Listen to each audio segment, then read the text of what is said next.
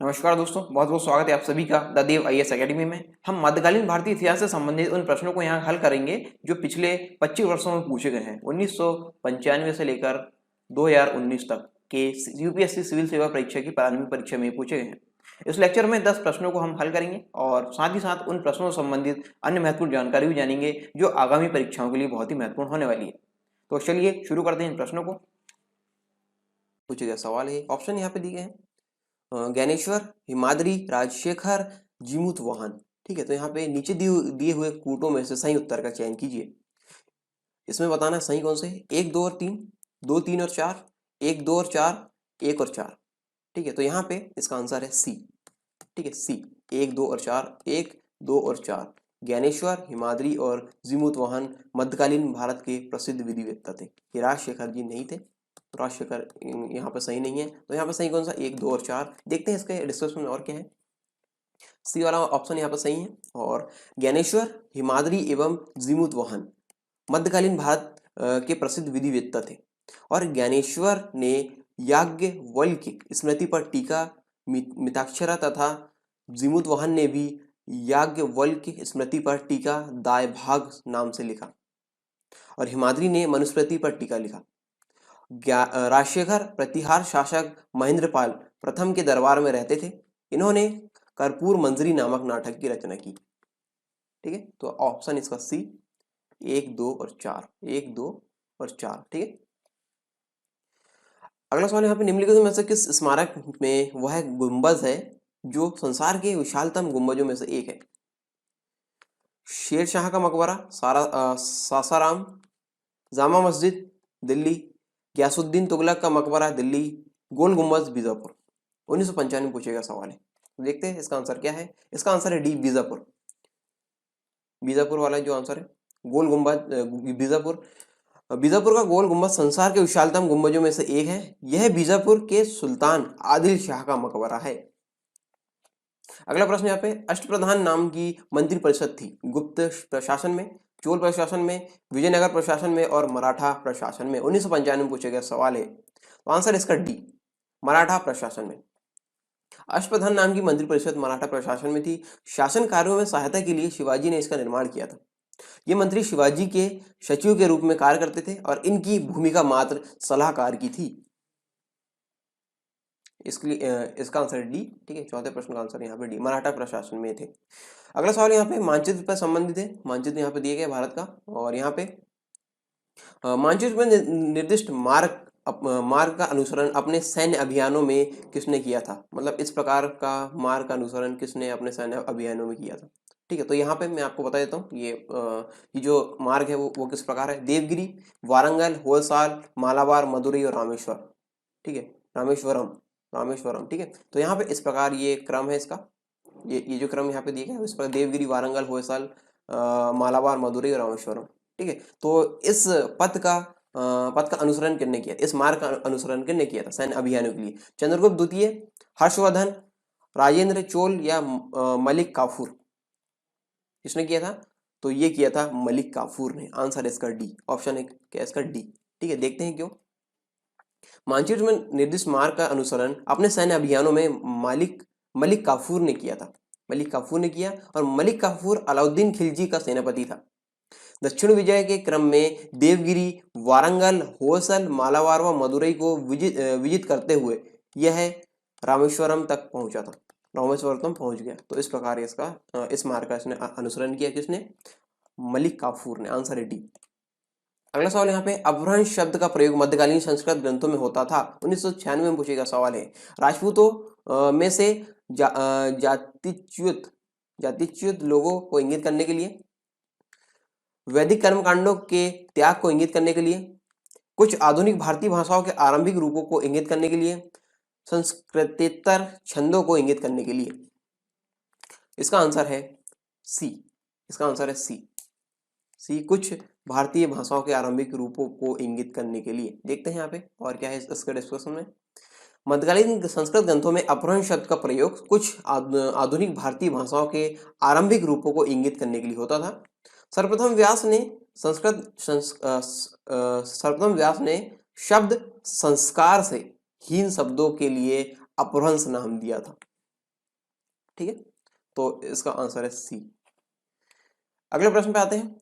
नस्तालीक है, नस्तालीक क्या है? 1996 में पूछे गया सवाल है। एक प्रकार की फारसी लिपि जो मध्यकालीन भारत में प्रयुक्त होती थी, एक राग जिसकी रचना तानसेन ने की थी, मुगल शासकों के द्वारा उद्ग्रहित एक उपकर, उलेमाओं के लिए एक आचार संहिता। तो इसका आंसर है ए। इसका आंसर है कौन सा? ए। एक फारसी लिपि जो मध्यकालीन भारत में प्रयुक्त होती थी और यह उर्दू की पारंपरिक लिपि थी। उर्दू की यह पारंपरिक लिपि थी। ठीक है, अगला सवाल। जिस सूफी संत की मान्यता थी कि भक्ति संगीत ईश्वर के निकट पहुंचने का एक साधन है, वह है मुइनुद्दीन चिश्ती, बाबा फरीद, सैयद मोहम्मद गैसुद्राज, शाह आलम बुखारी। तो संगीत का संबंध किससे था? तो ये है ऑप्शन है इसका ए, मुइनुद्दीन चिश्ती जी। ठीक है, मुइनुद्दीन चिश्ती, इसका ऑप्शन है ए। सही आंसर है ए। 1996 में पूछा गया सवाल है। और देखते हैं इसके बारे में डिस्क्रिप्शन में। भारत में चिश्ती सिलसिला की स्थापना ख्वाजा मुइनुद्दीन चिश्ती 1146 से 1236 इन्होंने की और इन्होंने अजमेर में खानकाह की स्थापना की। ये संगीत को महत्व देते थे। इनका मानना था कि संगीत ईश्वर के निकट पहुंचने का साधन है। तो ऑप्शन में यही था कि भक्ति संगीत ईश्वर के निकट पहुंचने का साधन है। तो यहाँ पे संगीत से संबंधित कौन है? ये है मुइनुद्दीन चिश्ती, जो कि इस प्रकार की विचारधारा रखते थे। अगला सवाल है। मुगल चित्रकला किसके राज्यकाल में अपनी पराकाष्ठा पर पहुंची? हुमायूं, अकबर, जहांगीर, शाहजहां। 1996 में पूछा गया सवाल है। तो मुगल चित्रकला जहांगीर के राज्यकाल में अपनी पराकाष्ठा पर पहुंची। किसके राज्यकाल में? जहांगीर के। ठीक है, जहांगीर ने स्वयं चित्रकला में रुचि ली एवं कई चित्रकारों को प्रश्रय दिया। ठीक है, उत्साहवर्धन वगैरह किया और प्रश्रय वगैरह दिए, इस प्रकार की चीजें यहाँ पे किया जहांगीर ने। ठीक है, अगला सवाल। मध्यकालीन भारत में मनसबदारी प्रथा खासतौर पर इसलिए चालू की गई थी ताकि सेना में भर्ती की जा सके, राजस्व संग्रह में सुविधा हो, धार्मिक सामंजस्य सुनिश्चित हो और साफ सुथरा प्रशासन लागू हो सके। 1996 में पूछेगा सवाल है। तो ये क्या थी? तो हम देखते हैं, इसका ऑप्शन है डी, साफ सुथरा प्रशासन लागू हो सके। ठीक है, इसके डिस्कशन के बारे में देखते हैं। मनसबदारी प्रथा 1575 में अस्तित्व में आई। मनसब शब्द का अरबी भाषा में अर्थ पद होता है। क्या होता है? पद। मनसब मतलब होता है पद। ठीक है, पोजीशन। अकबर द्वारा आरंभ की गई इस व्यवस्था में दिए गए पद को मनसब तथा प्राप्त करने वाले को मनसबदार कहा जाता था। क्या कहा जाता था? मनसबदार। ठीक है, तो इस प्रकार ये इसका आंसर है डी। तो ये क्वेश्चन यहाँ पे 10 समाप्त होते हैं और मध्यकालीन भारत के ये पहले 10 प्रश्न है। इसके बाद और सीरीज में आते रहेंगे और जब खत्म होगी तो इसका एक मास्टर वीडियो आ जाएगा, यानी जो एक लास्ट वीडियो रहेगा वो आ जाएगा, ताकि आप इन सारे लेक्चर्स को एक साथ देख सकें। ठीक है, इससे पहले जो प्राचीन भारत का एक कंप्लीट वीडियो डल चुका है, जो प्राचीन भारत संबंधित पिछले वर्षों के पूछे गए सवाल है, वो वहाँ पे आपको एक साथ मिल जाएंगे। लगभग 2.5 घंटे के आसपास का ये लेक्चर रहेगा, उसमें आप ये देख सकते हैं। ठीक है, आई होप आप ये लेक्चर एंजॉय कर रहे हैं, ये सीरीज एंजॉय कर रहे हैं और बहुत ही अच्छे से आप इसको शेयर भी करेंगे यदि आपको पसंद आ रही है। और चैनल को वीडियो को लाइक करें, चैनल को सब्सक्राइब कर सकते हैं ताकि आपको यहाँ पे अपडेट हो रही जो भी अपडेट है वो आपको सबसे पहले मिल सके नोटिफिकेशन के रूप में, और बेल आइकन दबाना ना भूलें। ठीक है, तो इस प्रकार हम मिलते हैं नेक्स्ट लेक्चर में, तब तक के लिए जय हिंद। नमस्कार दोस्तों, अब हम शुरू करते हैं 21वें नंबर के प्रश्न को, जो कि मध्यकालीन भारत से संबंधित है। इसको शुरू करते हैं हम। दिल्ली का जो सुल्तान भारत में नहरों के सबसे बड़े जाल का निर्माण करने के लिए प्रसिद्ध है, वह था कौन था? ये 1998 में पूछा गया सवाल है। और पहला ऑप्शन है यहाँ पे इल्तुतमिश, गयासुद्दीन तुगलक, तीसरा है फिरोज शाह तुगलक, चौथा है सिकंदर लोदी। तो इसका आंसर है यहाँ पे सी, फिरोज शाह तुगलक। फिरोज शाह तुगलक ने बड़ी संख्या में नहरों का निर्माण व पुनर्निर्माण करवाया था।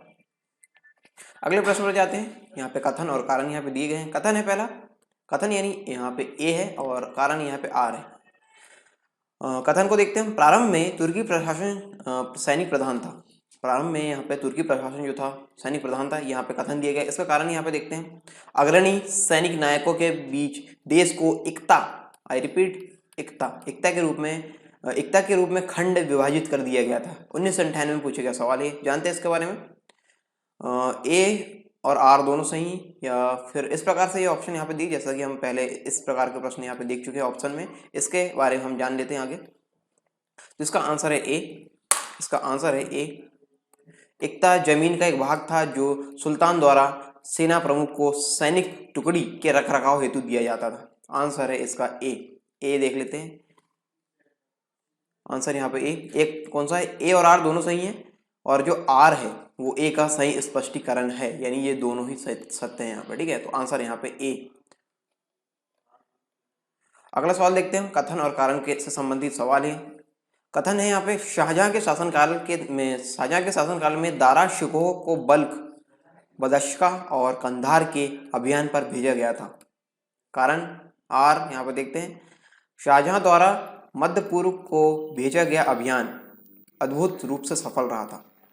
1998 में पूछा गया सवाल है। ये इसी प्रकार के कोड यहाँ पे दिए गए जैसा कि हम पहले पढ़ चुके हैं, और इससे संबंधित आंसर हम देखते हैं। इसका आंसर है सी। शाहजहां के शासनकाल में दारा शिकोह को बल्ख, बदश्का और कंधार के अभियान पर भेजा गया था। तो यहाँ पे आंसर है इसका सी, आंसर है सी, ठीक है। ए सही है, ए सही है, किंतु जो इसका जो कारण है आर है वो गलत है, यानी आंसर है ए, सॉरी आंसर है सी, और सही कौन सा है? ए, ठीक है। अगला सवाल है, निम्नलिखित कथनों पर विचार कीजिए। 1998 में पूछा गया सवाल है, अहदी में घुड़सवार सिपाही थे। अहदी में घुड़सवार सिपाही थे। पहला ऑप्शन यहाँ पे है, जिन्होंने अपनी सेवाएं एकाकी प्रदान की, जिन्होंने किसी सरदार के साथ अपने को संलग्न नहीं किया।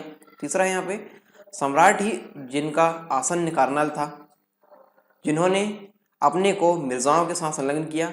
इन कथनों में से यहाँ पे बताना है कि इनमें से कितने सही हैं, ठीक है। 1, 2, 3, 4 में से कितने सही हैं। ऑप्शन ए हम देखते हैं, 1, 3 और 4 सही हैं। ऑप्शन बी है 1, 2 और 3 सही हैं। ऑप्शन सी है 2 और 3 सही हैं। ऑप्शन डी है 1 और 4 सही हैं। तो इसका आंसर हम देखते हैं, इसका आंसर है बी।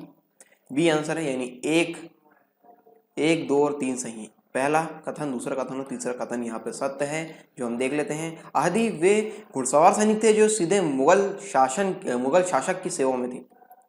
ये किसी मनसबदार के सैनिक नहीं होते थे। इनकी नियुक्ति स्वयं मुगल शासक करते थे। इन्हें अत्यंत ऊंचा वेतन दिया जाता था।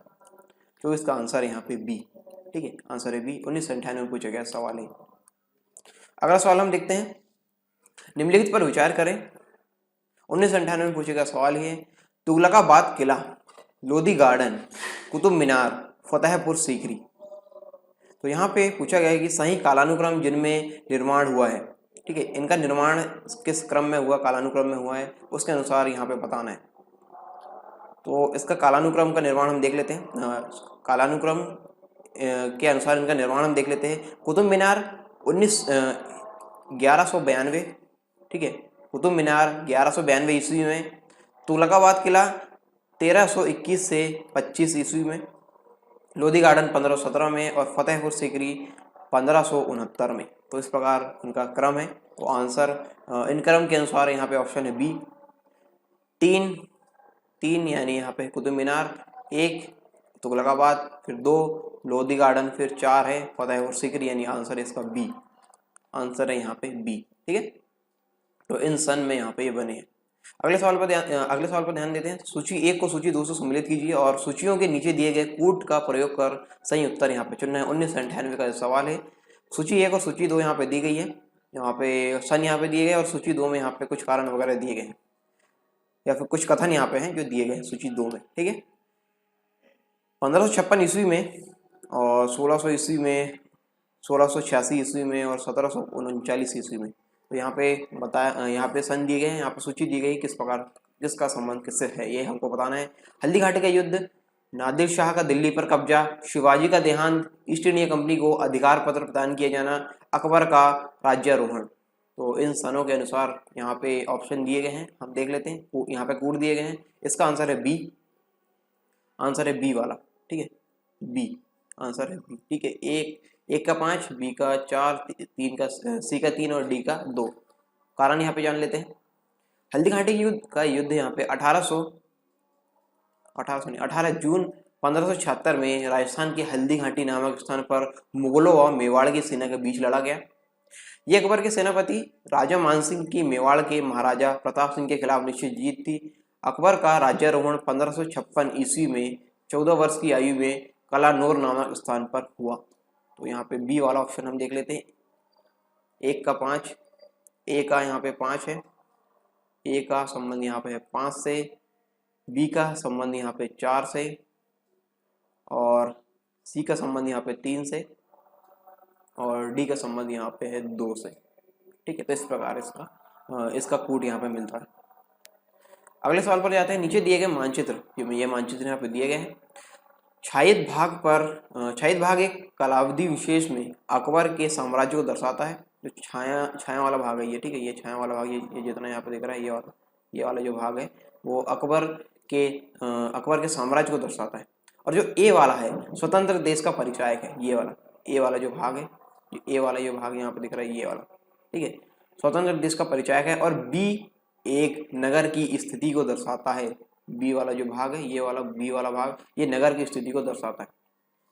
निम्नलिखित में से कौन सा एक विकल्प पूरी सही जानकारी देता है? 1998 में पूछा गया सवाल है। यहाँ पे ऑप्शन यहाँ पे दिए गए हैं।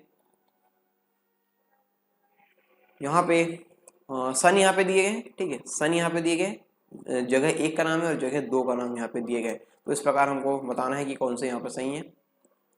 1557 में अकबर गोलकुंडा लाहौर, ए वाला है। यहाँ पे मैं ए और बी, ये वाला ए वाला स्थान यहाँ पे बताया गया है, और यहाँ पे बी वाला मैं यहाँ पे सीधे सीधे पढ़ दूंगा, आप यहाँ पे समझ जाने की ये स्थान है और बी है। दूसरा 1557 ईस्वी में अकबर खानदेश, और यहाँ पे दूसरा है मुल्तान।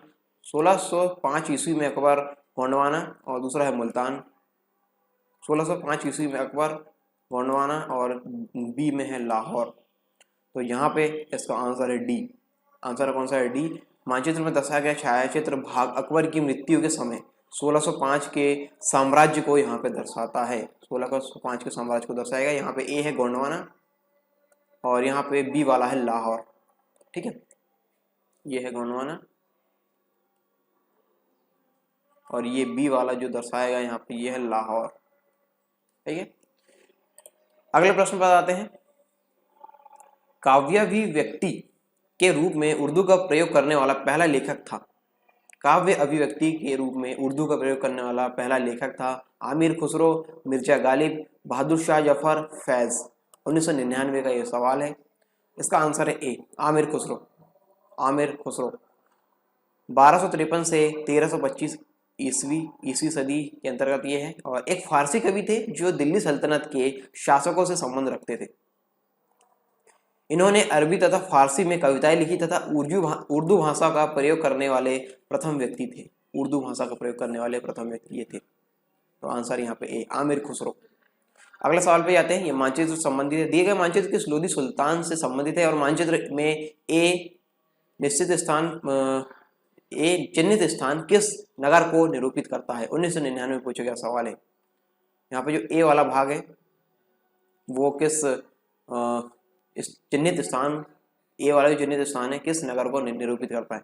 ए है बहलोल लोधी जैनपुर, बहलोल लोधी जैनपुर। दूसरा है सिकंदर लोधी अलीगढ़। तीसरा है इब्राहिम लोधी जौनपुर, जैनपुर नहीं, जौनपुर है, जौनपुर। अगला है इब्राहिम लोधी अलीगढ़। तो यहाँ पे आंसर है ए, आंसर है ए, ये वाला बहलोल लोधी जौनपुर, ठीक है।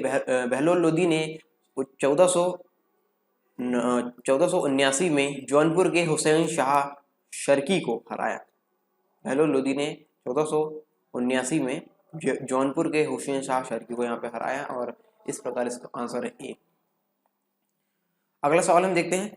कथन और कारण यहाँ पे दिए गए। कथन को हम डिस्कस करते हैं। अकबर के काल में हर 10 घुड़सवार सैनिक के लिए मनसबदारों को 20 घोड़ों की रखरखाव करनी पड़ती थी। इसका कारण यहाँ पे देखते हैं। घोड़ों को यात्रा में आराम देना होता था और युद्ध के समय उनको बदलना आवश्यक होता था। उपरोक्त 2 वक्तव्यों के संदर्भ में कौन सा सही है? कौन सा एक सही है? 1999 में पूछे गया सवाल है। ए और 2 दोनों सही हैं, और ए की व्याख्या आर करता है। इसी प्रकार ये कूट जैसा कि हम पहले देख चुके हैं, ठीक है। इसमें से एक को बताएगा कि दोनों सही हैं या दोनों गलत है, एक सही है एक गलत। इस प्रकार यहाँ पे कूट यहाँ पे दी गई। तो हम इसका आंसर देख लेते हैं। कथन ए गलत है। आंसर यहाँ पे डी हम देखेंगे। आंसर यहाँ पे डी है इसका आंसर है डी, ऑप्शन डी है। तो यहाँ पे देखते हैं क्यों। यहाँ पे कथन ए गलत है क्योंकि दुयस्पा सिंहस्पा प्रणाली का प्रारंभ जहांगीर ने किया था। दुयस्पा सिंहस्पा प्रणाली का प्रारंभ किसने किया था? जहांगीर ने किया था, अकबर ने नहीं, इसलिए डी उत्तर सही है। कौन सा सही है? डी। और उत्तर सही है डी। ठीक है, उत्तर सही है कौन सा? डी। ठीक है। दक्षिण भारत के इतिहास में उससे संगत एक विशेषता यह मिलती है कि बड़े साम्राज्यों की अपेक्षा छोटे क्षेत्रीय राज्य विकसित हुए। इनका कारण क्या था? इनका कारण था, यहाँ पे दिए गए ऑप्शन है, लोहा जैसा खनिज का अभाव, सामाजिक संरचना में अनेकाएक विभाजन, विशाल उपजाऊ भूमि क्षेत्रों का अभाव, या फिर जनशक्ति का अभाव। तो यहाँ पे इसका आंसर है सी। दक्षिण भारत के इतिहास में उससे संगत एक विशेषता यह मिलती है कि बड़े साम्राज्यों की अपेक्षा छोटे क्षेत्रीय राज्य विकसित हुए। इसका कारण दक्षिण भारत में विशाल उपजाऊ भूमि क्षेत्रों का अभाव था। ऑप्शन इसका सी, यानी विशाल उपजाऊ भूमि क्षेत्रों का अभाव। ठीक है, तो इसका आंसर है सी। अगले सवाल पर हम चलते हैं। राजा को अपनी प्रजा से मुक्ति मिली और प्रजा को अपने राजा से। किसके निधन पर बदायूनी ने इस प्रकार टिप्पणी की थी? 1999 में पूछा गया सवाल है। ऑप्शन है पहला बलबन, दूसरा है अलाउद्दीन खिलजी, तीसरा है मोहम्मद बिन तुगलक, चौथा है फिरोज शाह तुगलक। इसका आंसर है सी, मोहम्मद बिन तुगलक की मृत्यु यहाँ पे 1351 ईस्वी में हुई। इसके बाद फिरोज शाह तुगलक चचेरा भाई उत्तराधिकारी बना यहाँ पे। ठीक है, तो इसका आंसर है सी, मोहम्मद बिन तुगलक। ठीक है, अगले सवाल पर हम आते हैं। निम्नलिखित कथनों पर विचार कीजिए। जैन उल अबिदीन द्वारा पूरी की गई कश्मीर की जामा मस्जिद की प्रभावकारी विशेषताओं में शामिल है। 1999 में पूछे गया सवाल है। क्या क्या इसमें शामिल है? बुर्ज, बौद्ध पगोडाओं से समानता, फारसी शैली। ठीक है, उपरोक्त कथनों में से सही कौन सा यहाँ पे बताना है? केवल एक, दो और तीन, दो और तीन, एक और तीन। इसका आंसर यहाँ पे बी। आंसर यहाँ पे बी। यहाँ पे तीनों ही जो कथन यहाँ पे दिए गए हैं वो सत्य है। ठीक है, ये तीनों कथन यहाँ पे सत्य हैं। जानते हैं इसके बारे में? जामा मस्जिद भारत के श्रीनगर, जम्मू तथा कश्मीर में है। श्रीनगर की जामा मस्जिद पुराने शहर के मध्य नोहत्ता में स्थित है। इसका निर्माण 1400 ईस्वी में सुल्तान सिकंदर ने करवाया था और बाद में इसके पुत्र व कश्मीर के शासक जैन उल अब्दीन ने इसका विस्तार किया। तो इसका आंसर है बी। अगले सवाल पर हम आते हैं। निम्नलिखित युग्मों में से कौन सा एक सही सुमेलित नहीं है? एक युग्म यहाँ पे गलत है।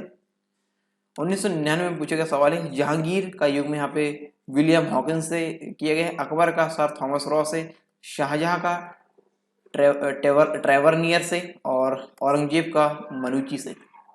तो यहाँ पे इसका आंसर है गलत वाला। ठीक है, जो सही सुमेलित नहीं है वो है बी। ठीक है, सर थॉमस रो 1615 से 1619 तक भारत में रहा। ये जहांगीर के दरबार में आया। किसके दरबार में है? जहांगीर के दरबार में आया। थॉमस रो इंग्लैंड के राजा जेम्स प्रथम का राजदूत था। जहांगीर ने इसे खान की उपाधि से सम्मानित किया। जहांगीर ने इसे किसकी उपाधि से सम्मानित किया? खान की। ठीक है, तो आंसर यहाँ पे बी है। ठीक है, आंसर है यहाँ पे बी। ये सही सुमेलित नहीं है, बी वाला। ये अगले सवाल पर हम पहुंचते हैं। अगला सवाल है, सूची 1 को सूची 2 से सुमेलित कीजिए और सूचियों के नीचे दिए कूट का प्रयोग कर सही उत्तर चुनिए। सूची 1 और सूची 2 यहाँ पे दी गई है। सन 2000 में पूछा गया सवाल है। बड़े सामंतों को आवंटित भूमि, मालगुजारी के इजारेदारों व तहसीलदारों को आवंटित भूमि, उप किराएदारी पर देने, गिरवी रखने, हस्तांतरण करने, उपहार देने या विक्रय करने के अधिकार सहित प्रत्येक किसान को आवंटित भूमि, ग्राम स्तर पर की गई भू राजस्व बंदोबस्ती। तो यहाँ पे सूची 2 से यहाँ पे मिलान करना है कि किसका संबंध किससे है। जागीरदारी प्रणाली का संबंध यहाँ पे किससे है? रैयतवाड़ी प्रणाली, महलवाड़ी प्रणाली और जमींदारी प्रणाली। यहाँ पे कुछ कूट दिए गए हैं, इसको हमको देखना है। ठीक है, यहाँ पे सूची 1 को सूची 2 से सुमेलित करेंगे यहाँ पे। तो यहाँ पे इसका ऑप्शन आएगा बी। ठीक है, ऑप्शन है यहाँ पे बी वाला। यहाँ पे देखिए, बी वाले को मैच करेंगे। यहाँ पे ए का संबंध 1 से,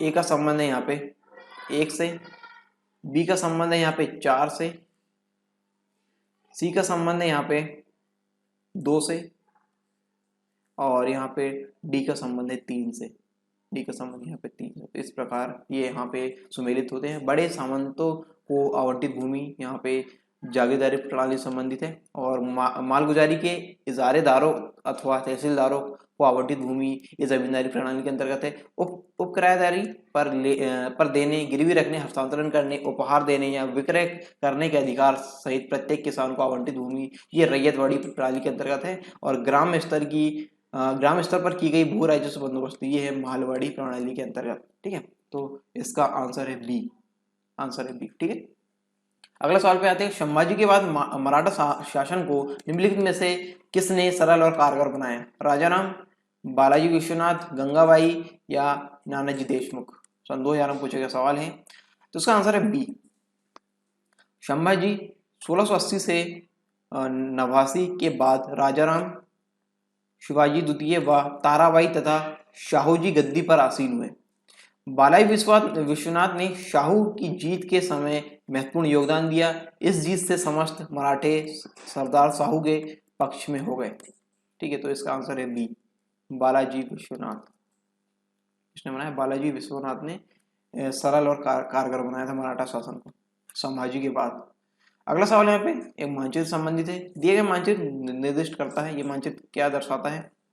1601 ईस्वी में खानदेश विजय के समय अकबर का राज्य, 1605 ईस्वी में अकबर की मृत्यु के समय उसका राज्य, हैदराबाद विजय के समय औरंगजेब का राज्य, या फिर 1707 ईस्वी में औरंगजेब की मृत्यु के समय उसका राज्य। तो यहाँ पे इसका आंसर है ए। ठीक है, इसका आंसर है ए। 1601 ईस्वी में खानदेश विजय के समय अकबर का राज्य, ये यहाँ पे दर्शा रहा है ये मानचित्र। अगला सवाल पे पहुंचते हैं। निम्नलिखित घटनाओं पर विचार कीजिए। सन 2000 में पूछा गया सवाल है। विजयनगर के कृष्णदेव राय का शासनकाल, कुतुब मीनार का निर्माण, पुर्तगालियों का भारत आगमन, फिरोज तुगलक की मृत्यु। ठीक है, इन घटनाओं का सही कालानुक्रम क्या है? कौन सी घटना पहले घटी, फिर उसके बाद, फिर उसके बाद, फिर उसके बाद? ठीक है, कालानुक्रम यहाँ पे बताना है। तो यहाँ पे ये विभिन्न प्रकार के कूट यहाँ पे दिए गए, हम इसके आंसर के बारे में देखते हैं।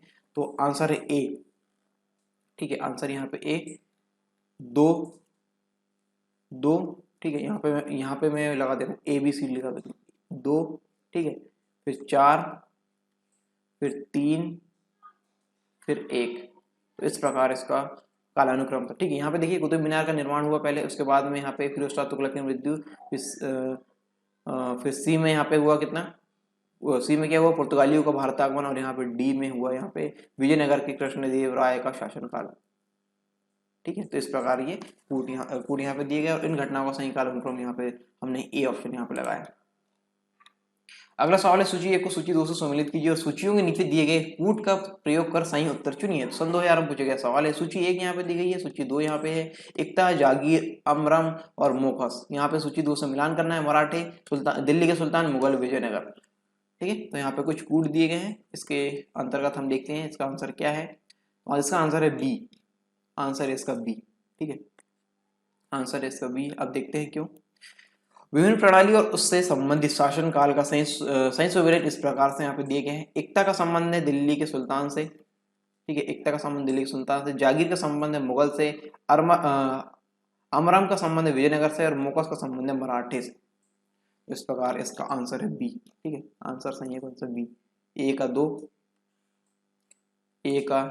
बी का 3, सी का 4 और डी का 1। ठीक, इस प्रकार है इसका सही सुमेलित है। अगला सवाल है, निम्नलिखित मुस्लिम शासकों में से में किस एक को उसकी धर्मनिरपेक्ष यानी सेकुलरिज्म में आस्था के कारण उसकी मुस्लिम प्रजा जगत गुरु कहकर पुकारती थी? जगत गुरु। सन 2000 में पूछा गया सवाल है। हुसैन शाह, जैन उल अबिदीन, इब्राहिम आदिल शाह, महमूद द्वितीय। इसका आंसर है सी, इब्राहिम आदिल शाह। ठीक है, इब्राहिम आदिल शाह। इब्राहिम आदिल शाह का शासन 1556 से 1627 ईस्वी तक था। ये बीजापुर सल्तनत का शासक था। इनको प्रजा जगत गुरु कहकर पुकारती थी, जगत गुरु कहकर इनको पुकारती थी। तो इसका 40 का आंसर है सी। ठीक है, इब्राहिम आदिल शाह। तो ये 10 क्वेश्चन यहाँ पर समाप्त होते हैं। Thanks for watching. सवाल है 2001 में पूछा गया है यूपीएससी प्रीलिम्स में। लिंगराज मंदिर निम्नलिखित में से किस शहर में स्थित है? भुवनेश्वर, बीजापुर, कोलकाता या फिर श्रवणबेलगोला? इसका आंसर है ए। लिंगराज मंदिर का निर्माण उड़ीसा के शासक ययाति केसरी द्वारा कराया गया था। यह भुवनेश्वर में स्थित है। तो आंसर है ए, भुवनेश्वर। अगला सवाल, सूची 1 को सूची 2 के साथ सम्मिलित कीजिए और सूचियों के नीचे दिए गए कूट का प्रयोग कर सही उत्तर चुनिए। सूची 1 और सूची 2 यहाँ पे दी गई है। 2001 में पूछा गया सवाल है और यहाँ पे सूची 1 में भक्ति संगीत यहाँ पे है और ये व्यवसाय यहाँ पे है। ठीक है, तो यहाँ पे बताना है कि इसका संबंध किससे है। नामदेव, कबीर, रविदास, सेना, इनका व्यवसाय से संबंधित चीज यहाँ पे दी गई। नाई, जुलाहा, दर्जी, मोची। तो हमको देखना है इसका सही क्रम क्या है। नामदेव दर्जी थे और कबीर का संबंध जुलाहा से था। रविदास जी मोची संबंधित थे और सेना थे नाई से संबंधित। ठीक है, तो यहाँ पे इस प्रकार जो कूट यहाँ पे बनेगा, नामदेव दर्जी से संबंधित, ठीक है, और यहाँ पे कबीर दास मोची संबंधित, सॉरी कबीर दास है जुलाहा संबंधित। एक मिनट,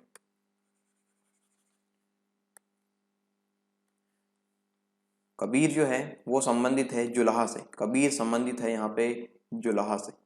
ठीक है, और अगले है रविदास, रविदास संबंधित है मोची से और सेना संबंधित है नाई से। तो इस प्रकार इसका जो क्रम बन रहा है वो बी ऑप्शन है। ठीक है, बी आंसर इसका बी। अगला सवाल, चंगेज खान के अधीन मंगोलों ने भारत पर आक्रमण किया था। बलबन के शासनकाल में, फिरोज शाह तुगलक के शासनकाल में, इल्तुतमिश के शासनकाल में या फिर मोहम्मद बिन तुगलक के शासनकाल में? इसका आंसर है सी। चंगेज खान जिनकी मृत्यु 1227 में हुई के नेतृत्व में मंगोलों ने भारत पर आक्रमण इल्तुतमिश 1211 से लेके 36 तक इसके शासनकाल में किया। इल्तुतमिश यहाँ पे आंसर है सही सी। ठीक है, सी। परंतु वह भारत के अंदर नहीं आए क्योंकि इल्तुतमिश ने ख्वारिज्म के शाह को शरण देने से इनकार कर दिया था, जिसका पीछा चंगेज खान कर रहा था। अगला सवाल, मुगल काल में निम्नलिखित बंदरगाहों में से किसे बाबुल मक्का या जिसे मक्का द्वार कहा जाता था? 2001 में पूछा गया सवाल है, यूपीएससी सीएसई प्रीलिम्स में पूछा गया सवाल है।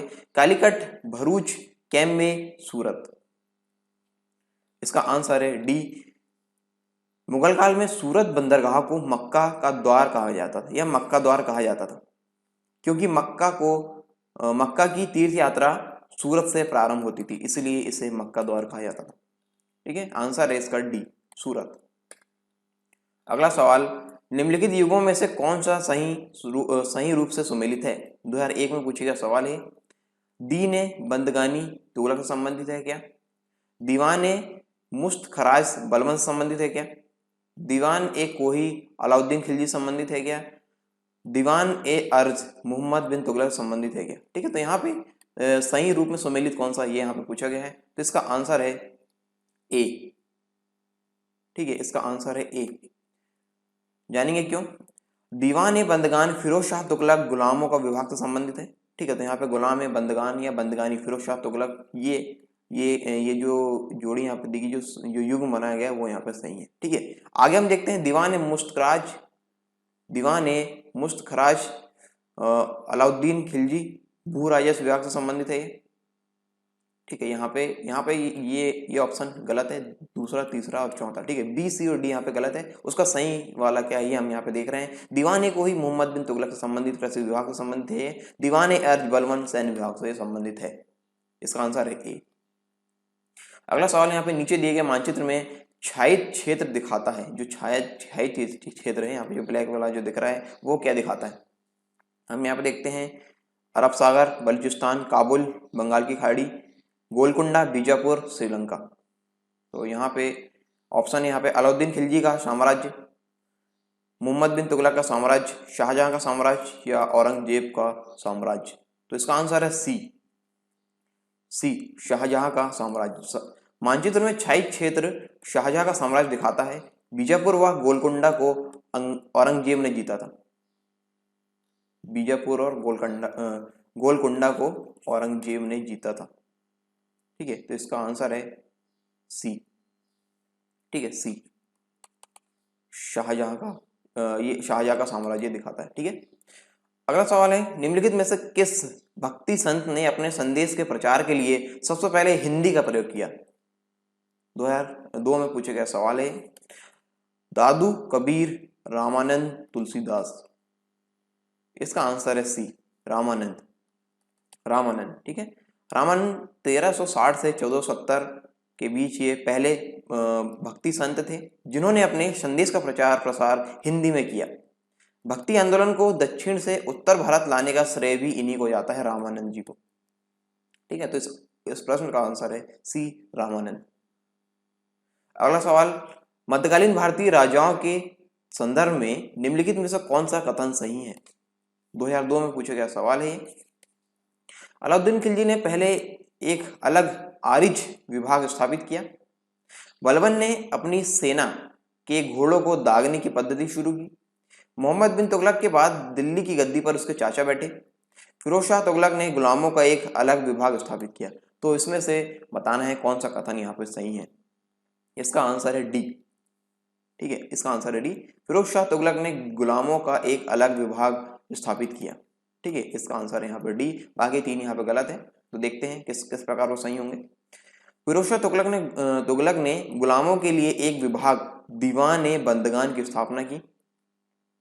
मोहम्मद बिन तुगलक की मृत्यु के बाद उसका चचेरा भाई फिरोज शाह तुगलक गद्दी पर बैठा।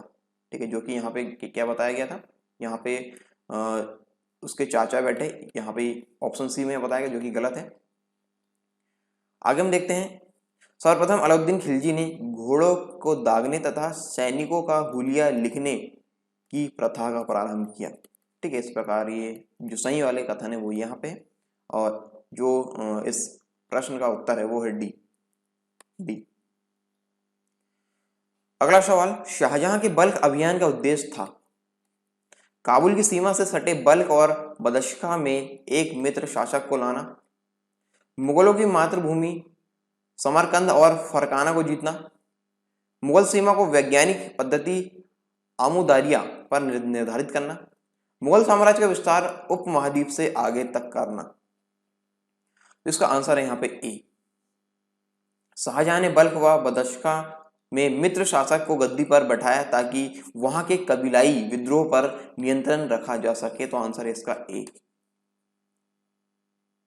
अगला सवाल यहाँ पे है, कथन और कारण यहाँ पे दिए गए हैं। कथन ए है, मोहम्मद बिन तुगलक दिल्ली छोड़ने के बाद 2 वर्षों तक स्वर्ग द्वारी नामक शिविर में रहा। कारण हम देखेंगे इसका, उस समय दिल्ली एक प्रकार के प्लेग से बर्बाद हो गई थी और बहुत से लोग मारे गए थे। इसका कारण ये है, मतलब ये कथन दिए, इसका कारण ये हमको जानना है किस प्रकार ये सही है। उपरोक्त प्रश्न में 2 वक्तव्य दिए गए हैं जिनमें एक को कथन ए और दूसरे को कारण आर कहा गया है। इन दोनों वक्तव्यों का सावधानी पूर्वक परीक्षण कर इन प्रश्नों का उत्तर नीचे दिए गए कूट की सहायता से चुनिए। तो यहाँ पे कुछ कूट दिए गए, जैसा कि हम पहले के प्रश्नों में देख चुके हैं। एक ये कथन है और ये कारण है। तो यहाँ पे बताना है कि कथन और कारण दोनों में से कौन सा सही, या दोनों सही है, फिर ये दोनों में से कौन सा सही है या कौन सा गलत है, इस प्रकार चीजें यहाँ पे है। तो इसका आंसर है यहाँ पे ए। मतलब यहाँ पे देखते हैं ए और आर दोनों सही, यानी जो कथन है और कारण है दोनों सही है, और जो कथन है वो जो कारण है वो कथन का सही व्याख्या करता है या सही स्पष्टीकरण करता है। ठीक है, तो यहाँ पे देखते हैं हम इसके बारे में। ऑप्शन ए यहाँ पे सही है। मोहम्मद तुगलक के शासन काल में दुर्भिक्ष के कारण दिल्ली व आसपास के क्षेत्र में काफी संख्या में मानव व पशु मारे गए, जिससे महामारी फैल गई। अतः इससे बचने के लिए मोहम्मद तुगलक ने दिल्ली छोड़ दी और 2 वर्षों तक कन्नौज के निकट स्वर्गद्वारी नामक शिविर में रहा। ठीक है, तो आंसर है इसका ए। ये कथन और कारण दोनों ही यहाँ पे सही है। अगला सवाल यहाँ पे, इतिहासकार बर्नी ने दिल्ली के सुल्तानों के अधीन भारत के शासन को वास्तव में इस्लामी नहीं माना। क्योंकि यहाँ पे कारण बताना है। अधिकतर आबादी इस्लाम का अनुसरण नहीं करती थी। मुस्लिम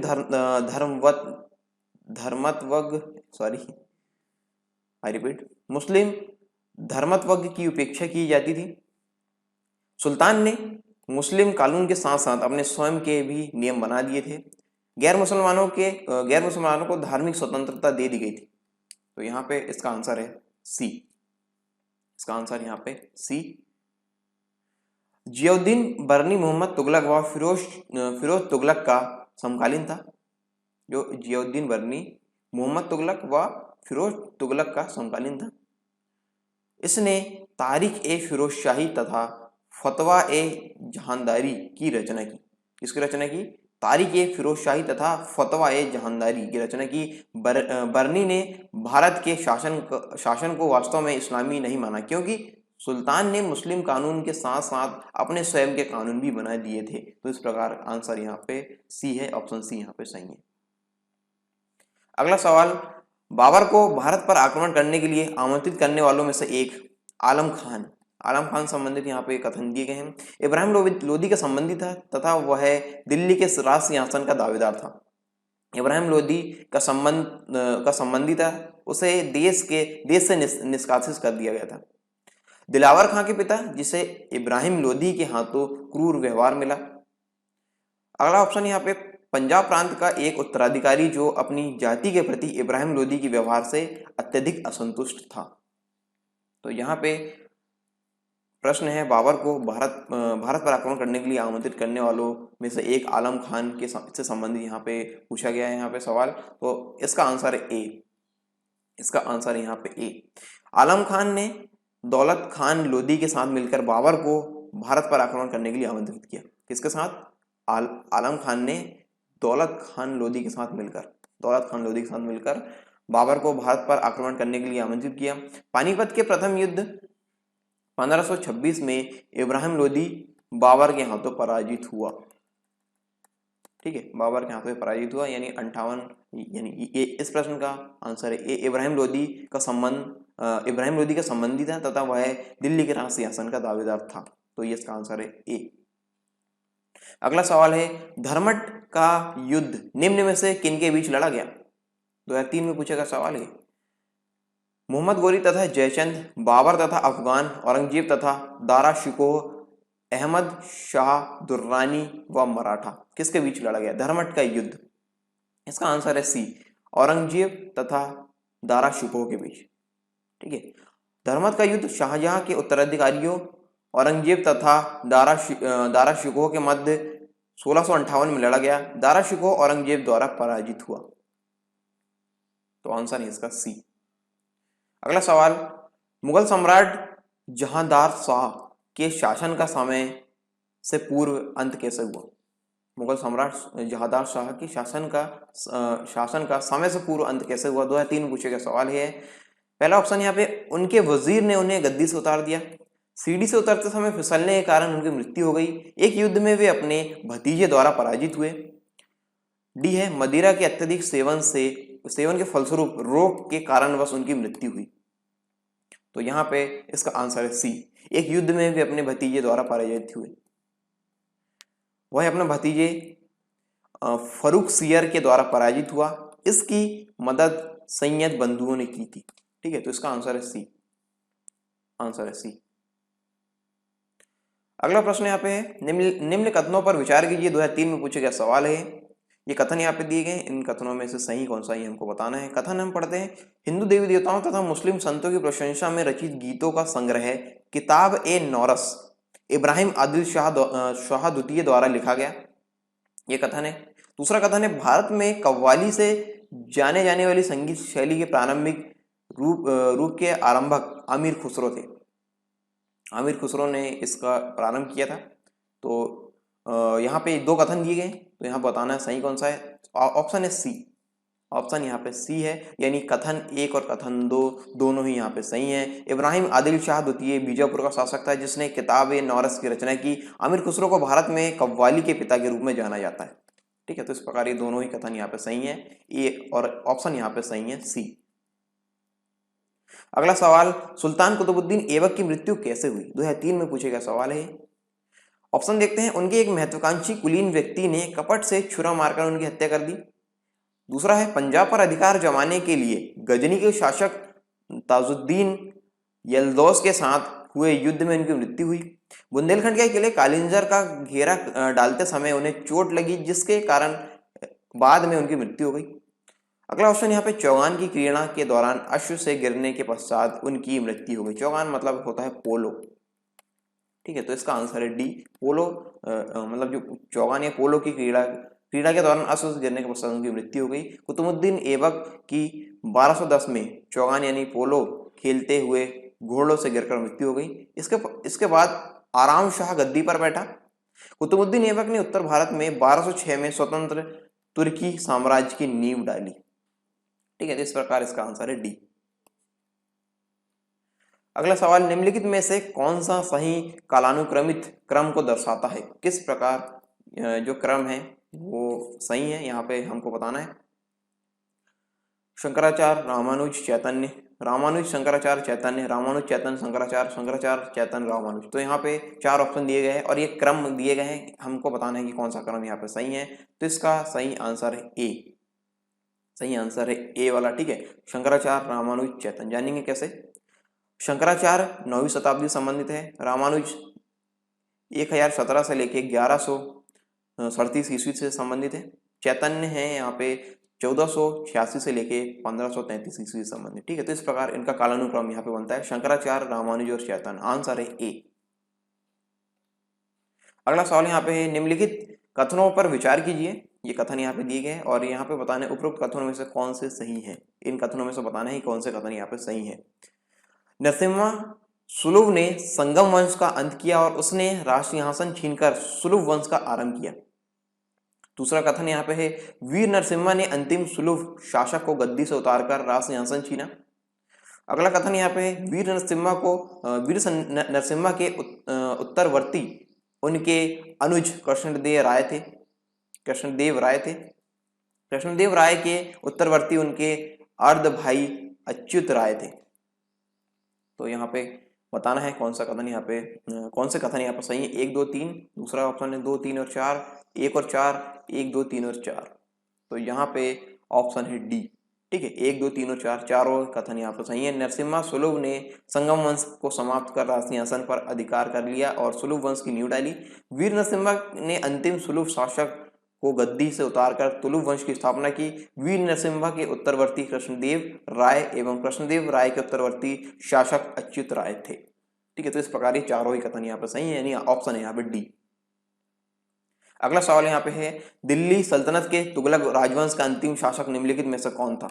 2004 में पूछा गया सवाल है। फिरोज शाह तुगलक, गयासुद्दीन तुगलक, शाह द्वितीय। तीसरा है नासिर उद्दीन महमूद, नसरत शाह। तो यहाँ पे ऑप्शन है यहाँ पे सी वाला सही है, नासिर उद्दीन महमूद, ठीक है, नासिर उद्दीन महमूद। तुगलक वंश की स्थापना गयासुद्दीन तुगलक ने 1320 ईस्वी में की और नासिरुद्दीन महमूद 1395 से 1412 तुगलक वंश का अंतिम शासक था, ठीक है। तो इस प्रकार इसका आंसर है सी। अगला सवाल है यहाँ पे, अहमदनगर के निजाम शाही वंश का अंत कैसे हुआ? अहमदनगर के निजाम शाही वंश जो है उसका अंत कैसे हुआ? 2004 में पूछा गया सवाल है ये। अहमदनगर को मुगल साम्राज्य में मिलाकर हुसैन शाह को आजीवन कारावास दिया गया। मुगल सेना ने दौलताबाद किला ध्वस्त कर दिया और अहमदनगर के निजाम उल मुल्क की हत्या कर दी। तीसरा ऑप्शन यहाँ पे, फतेह खान ने निजाम उल मुल्क की राजगद्दी छीन ली। चौथा है यहाँ पे यानी डी वाला ऑप्शन यहाँ पे 1631 ईस्वी में मुगलों के साथ युद्ध में मलिक अंबर पराजित हुआ और संपूर्ण राज्य परिवार मुगल सेना द्वारा मार दिया गया। इसका आंसर यहाँ पे ए वाला यहाँ पे ऑप्शन सही है, ठीक है। देखेंगे कैसे। निजाम शाह वंश के मलिक अहमद ने 1498 ईस्वी में अहमदनगर की स्थापना की। शाहजहां ने 1633 में इसे मुगल साम्राज्य में मिला लिया, ठीक है। तो इस प्रकार यहाँ पे ऑप्शन यहाँ पे ए वाला सही है। अहमदनगर को मुगल साम्राज्य ने मिलाकर हुसैन शाह को आजीवन कारावास दिया गया, ठीक है। यहाँ पे ऑप्शन यहाँ पे ए वाला सही है।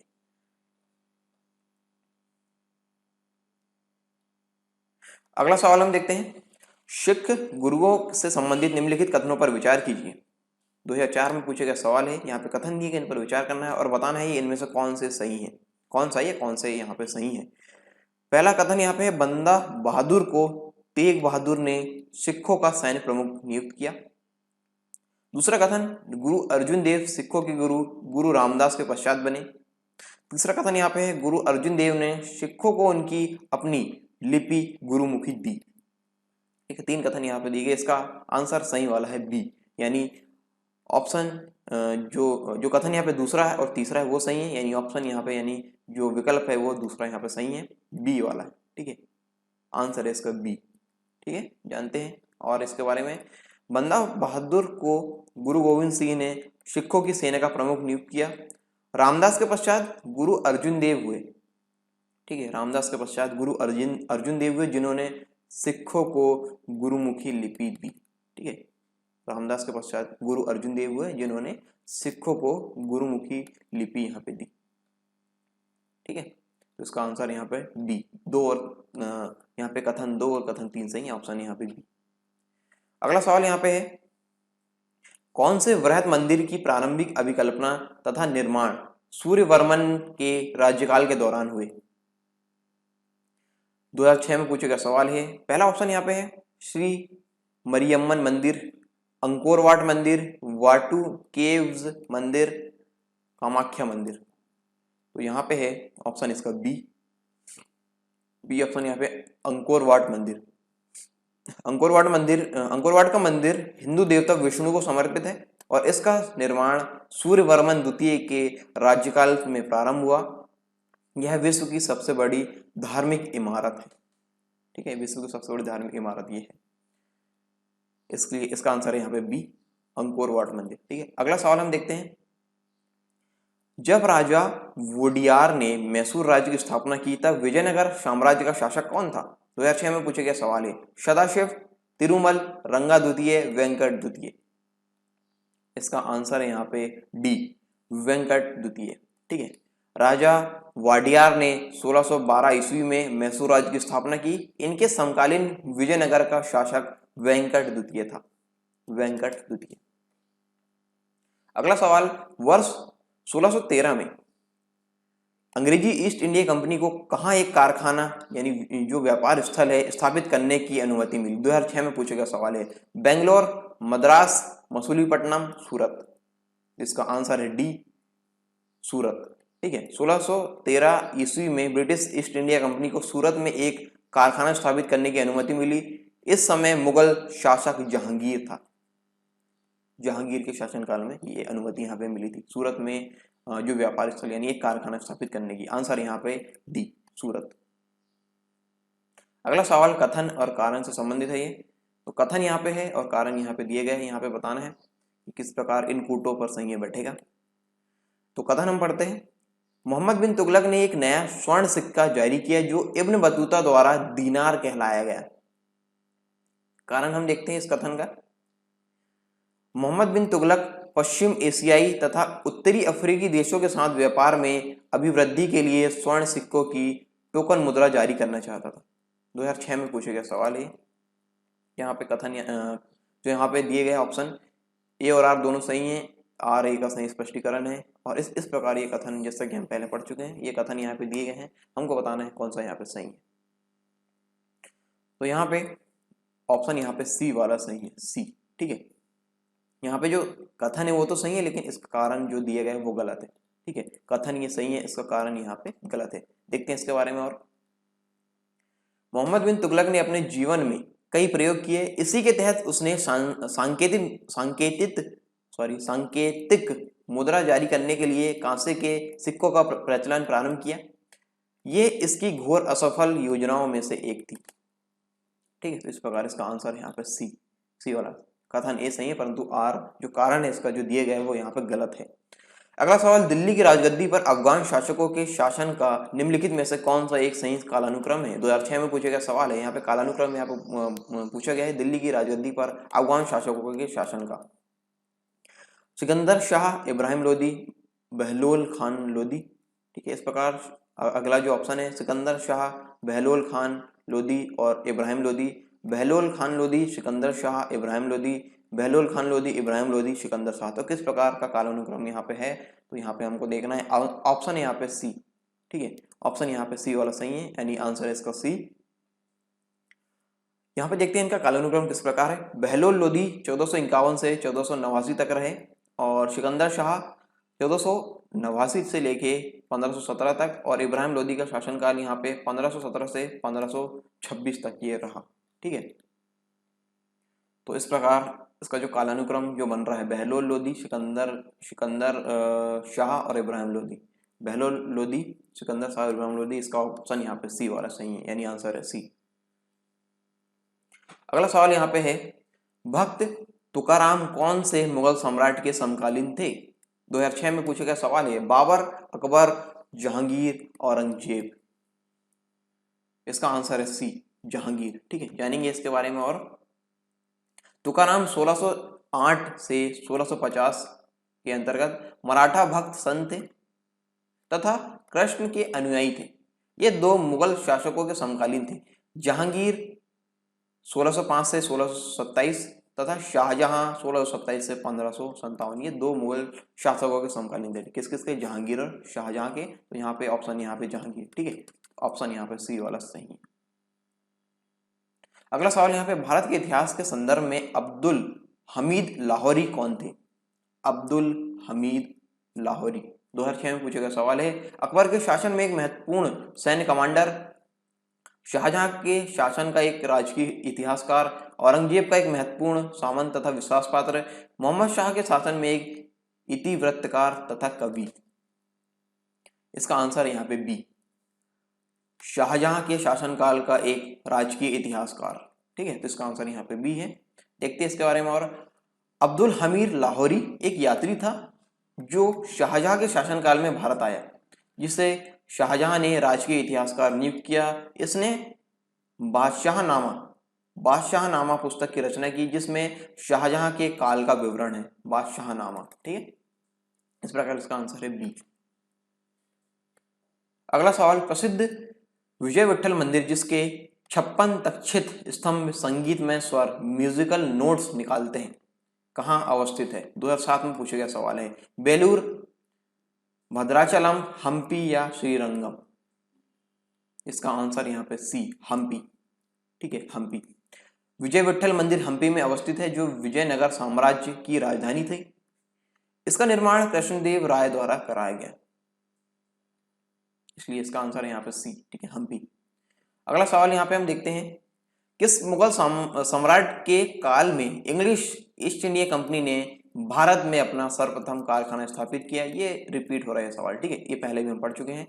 अकबर, जहांगीर, शाहजहां, औरंगजेब। 2008 में भी ये सवाल पूछा गया है। इसका आंसर यहाँ पे बी, जहांगीर। ठीक है, जहांगीर।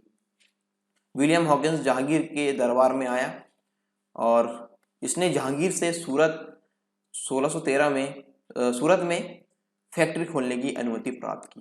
ठीक है, इसने विलियम हॉकिंस ने। अगला सवाल यहाँ पे है, प्रसिद्ध विरूपाक्ष मंदिर कहाँ अवस्थित है? 2009 में पूछा गया सवाल है।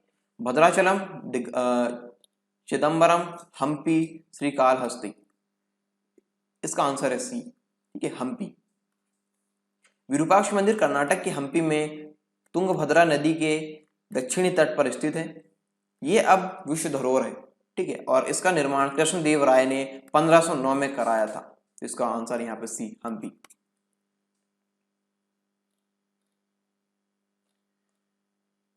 अगला सवाल यहाँ पे देखते हैं, सूची 1 के साथ सूची 2 का मिलान करें और सूचियों के नीचे दिए गए कूट का उपयोग करके सही उत्तर चुनें। 2009 में पूछा गया सवाल है। यहाँ पे कूट दिए गए हैं और यहाँ पे बताया गया है कि किस प्रकार ये संबंधित है किससे।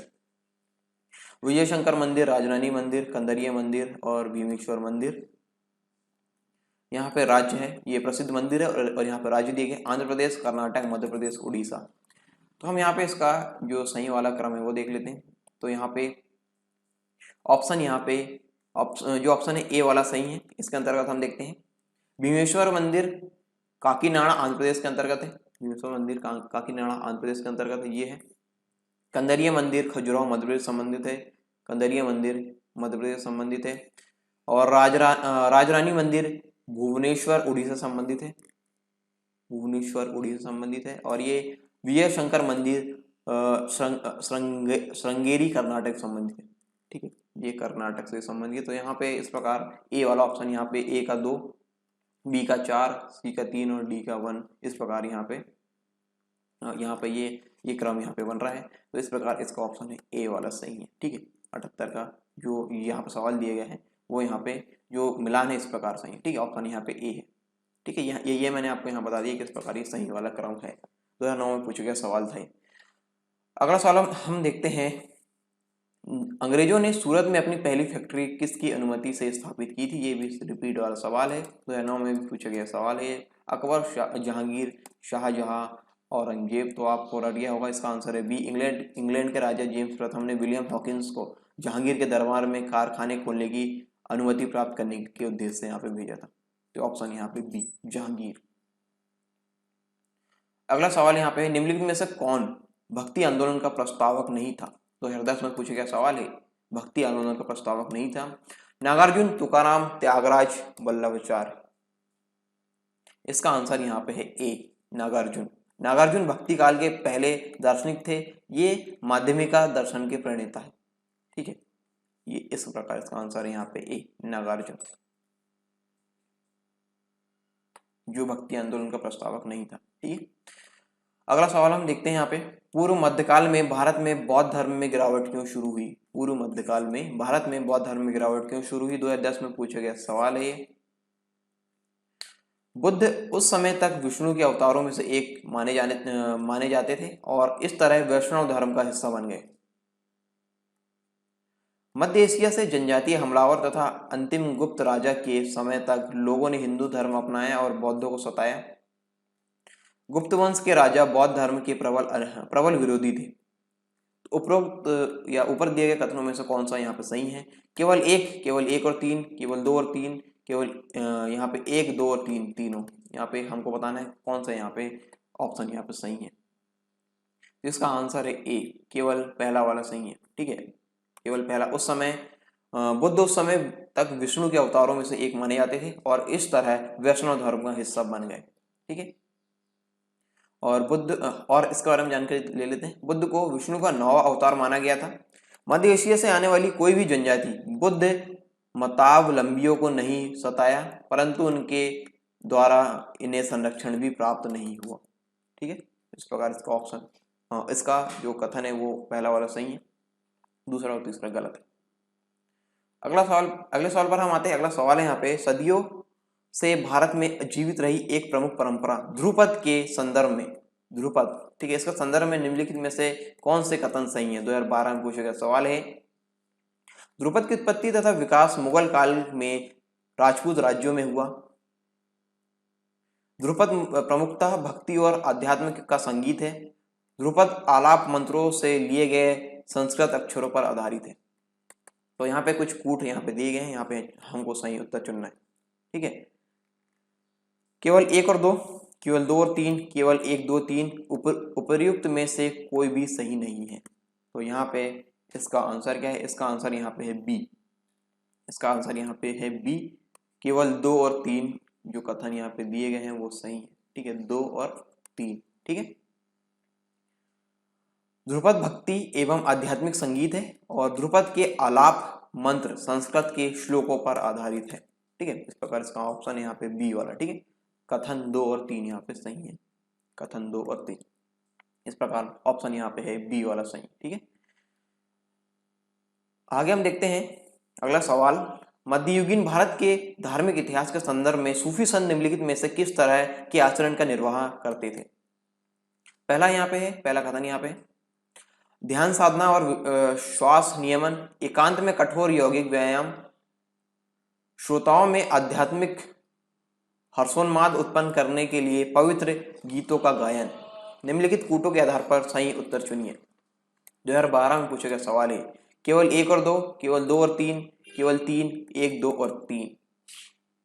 तो यहाँ पे सही आंसर है इसका डी, 1, 2 और 3। ठीक है, तीनों ही यहाँ पे कथन जो दिए गए वो सही है। सूफी संत के संदर्भ में जो कथन यहाँ पे दिए गए तीनों सही है। ध्यान साधना और श्वास नियमन, एकांत में कठोर यौगिक व्यायाम और श्रोताओं में आध्यात्मिक हर्षोन्माद उत्पन्न करने के लिए पवित्र गीतों का गायन, ये तीनों ही कथन यहाँ पे सही है। ठीक है, इसलिए इसका आंसर यहाँ पे डी है, ऑप्शन डी यहाँ पे सही है। अगला सवाल, निम्नलिखित भक्ति संतों पर विचार कीजिए। 2013 में पूछा गया सवाल है। दालू दयाल, गुरु नानक, त्यागराज, इनमें से कौन उस समय उपदेश देता था या देते थे जब लोधी वंश का पतन हुआ तथा बाबर सत्तारूढ़ हुआ? 1 और 3, केवल 2, 2 और 3, 1 और 2। इसका आंसर यहाँ पे है बी। इसका आंसर यहाँ पे है बी, केवल 2। ठीक है, गुरु नानक, ये वाला ऑप्शन यहाँ पे सही है। इनमें से कौन उस समय उपदेश देता था या देते थे जब लोधी वंश का पतन हुआ तथा बाबर सत्तारूढ़ हुआ? तो यहाँ पे ऑप्शन है गुरु नानक। ठीक है, इसका अंतर्गत और चीज हम देखते हैं। गुरु नानक देव का जन्म 1469 में हुआ था। बाबर ने इब्राहिम लोधी को 1526 में पानीपत के तृतीय युद्ध में परास्त किया था। जब नानक सिख धर्म के प्रचार के लिए विभिन्न जगहों पर यात्रा कर रहे थे, उस समय बाबर ने मुगल साम्राज्य की स्थापना की और बाबर की मुलाकात गुरु नानक देव से किसी यात्रा के दौरान हुई थी। इस प्रकार इसका आंसर है यहाँ पे बी, केवल 2। अगला सवाल, फतेहपुर सीकरी का इबादत खाना क्या था? फतेहपुर सीकरी का इबादत खाना क्या था? 2014 में पूछे गया सवाल है। राज परिवार के इस्तेमाल के लिए मस्जिद, अकबर का निजी प्रार्थना कक्ष, वह भवन जिसमें विभिन्न धर्मों के विद्वानों के साथ अकबर चर्चा करता था। अगला ऑप्शन यहाँ पे, वह कमरा जिसमें विभिन्न धर्म वाले कुलीन जन धार्मिक बातों के विचारार्थ जमा होते थे। तो यहाँ पे ऑप्शन है यहाँ पे सी। ठीक है, ऑप्शन यहाँ पे सी वाला सही है। फतेहपुर सीकरी का इबादत खाना वह भवन था जिसमें विभिन्न धर्मों के विद्वानों के साथ अकबर चर्चा करता था। यह चर्चा प्रत्येक बृहस्पतिवार को अकबर द्वारा उठाए गए धार्मिक मुद्दों पर यह होती थी। तो इसका ऑप्शन यानी इसका आंसर है यहाँ पे सही वाला सी। अगला सवाल, मध्यकालीन भारत में महत्तर और पट्टकिल पदनाम किन के लिए प्रयुक्त होते थे? 2014 में पूछा गया सवाल है। सैन्य अधिकारी, ग्राम मुखिया, वैदिक कर्मकांड के विशेषज्ञ, शिल्पी श्रेणियों के प्रमुख, किसके लिए प्रयुक्त होते थे? तो इसका आंसर यहाँ पे बी। मध्ययुगीन भारत में महत्तर और पट्टकिल पदनाम ग्राम मुखिया के लिए प्रयुक्त होते थे। ग्राम मुखिया, ठीक है, ग्राम मुखिया के लिए प्रयुक्त होते थे। इसका आंसर है बी। अगला सवाल यहाँ पे है, निम्नलिखित जोड़े पर विचार करें। 2015 में पूछा गया सवाल है। मध्यकालीन भारतीय राज्य और यहाँ पे वर्तमान क्षेत्र यहाँ पे दिए गए हैं। यहाँ पे बताना है उपरोक्त में से कौन सा सही ढंग से मेल खाता है। तो यहाँ पे कौन सा मेल यहाँ पे खा रहा है हमको बताना है। चंपक का मेल यहाँ पे दिया मध्य भारत से। दुर्गारा का संबंध यहाँ पे बताया गया जम्मू कश्मीर सॉरी सिर्फ जम्मू यहाँ पे। और कुलता का संबंध यहाँ पे है मालाबार से। तो यहाँ पे उपरोक्त में से कौन सा सही ढंग से मेल खाता है? इसका आंसर यहाँ पे बी। दुर्गारा का संबंध यहाँ पे जम्मू कश्मीर से। ठीक है, बी, केवल 2। ठीक है, केवल 2। ठीक है, यहाँ पे केवल 2 वाला ऑप्शन यहाँ पे सही है। दुर्गारा का संबंध जम्मू कश्मीर से। चंपा, दुर्गारा जम्मू, त्रिगर्त जालंधर, कुलता, कुल्लू, उमायूं तथा गढ़वाल जैसे राज्य उत्तरी मैदान क्षेत्रों में व्याप्त संघर्षों से अछूत रहे हैं।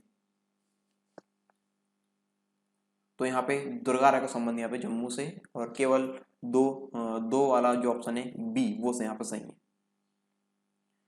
अगला सवाल यहाँ पे है, निम्नलिखित पर विचार कीजिए। 2015 में पूछा गया सवाल है। बाबर के भारत में आने के फलस्वरूप बाबर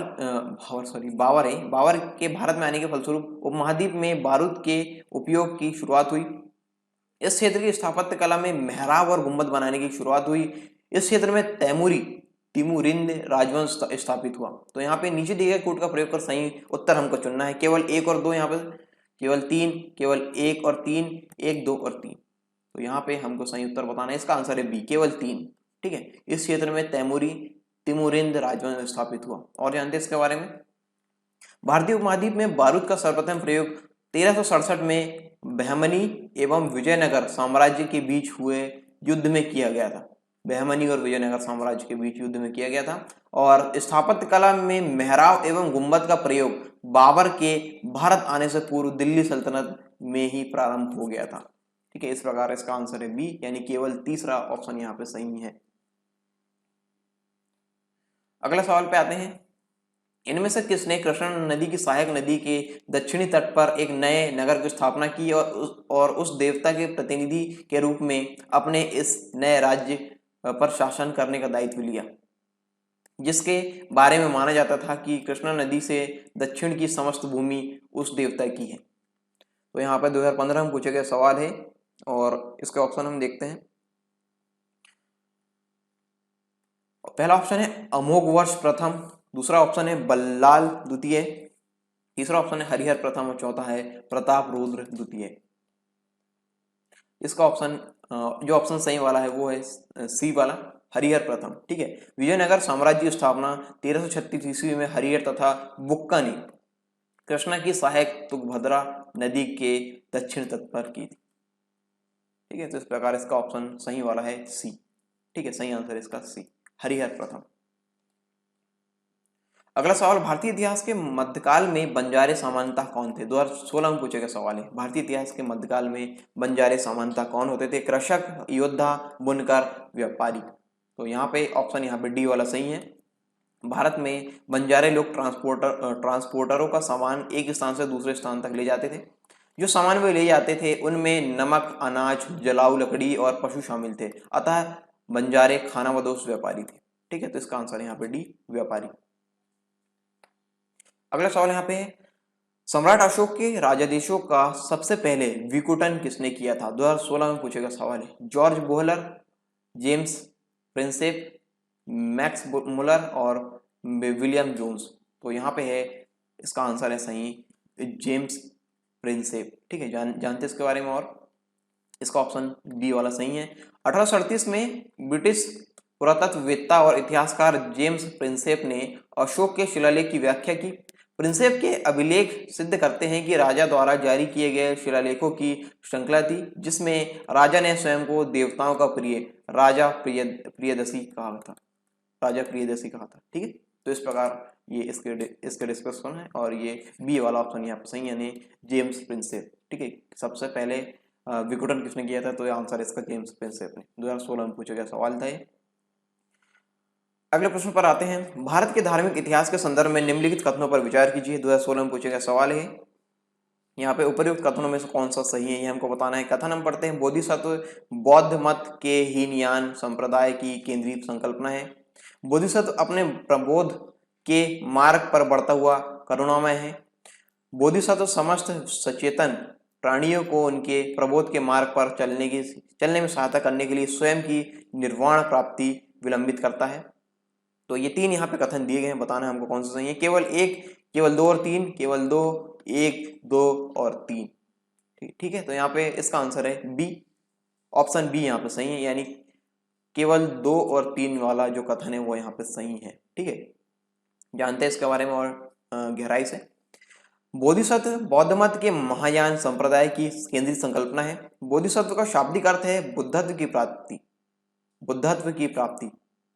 महान दया से प्रेरित बोधित्व जनित सभी संवेदनशील प्राणियों के लाभ के लिए सहज इच्छा से बुद्धत्व प्राप्त करने वालों को बोधिसत्व माना गया है।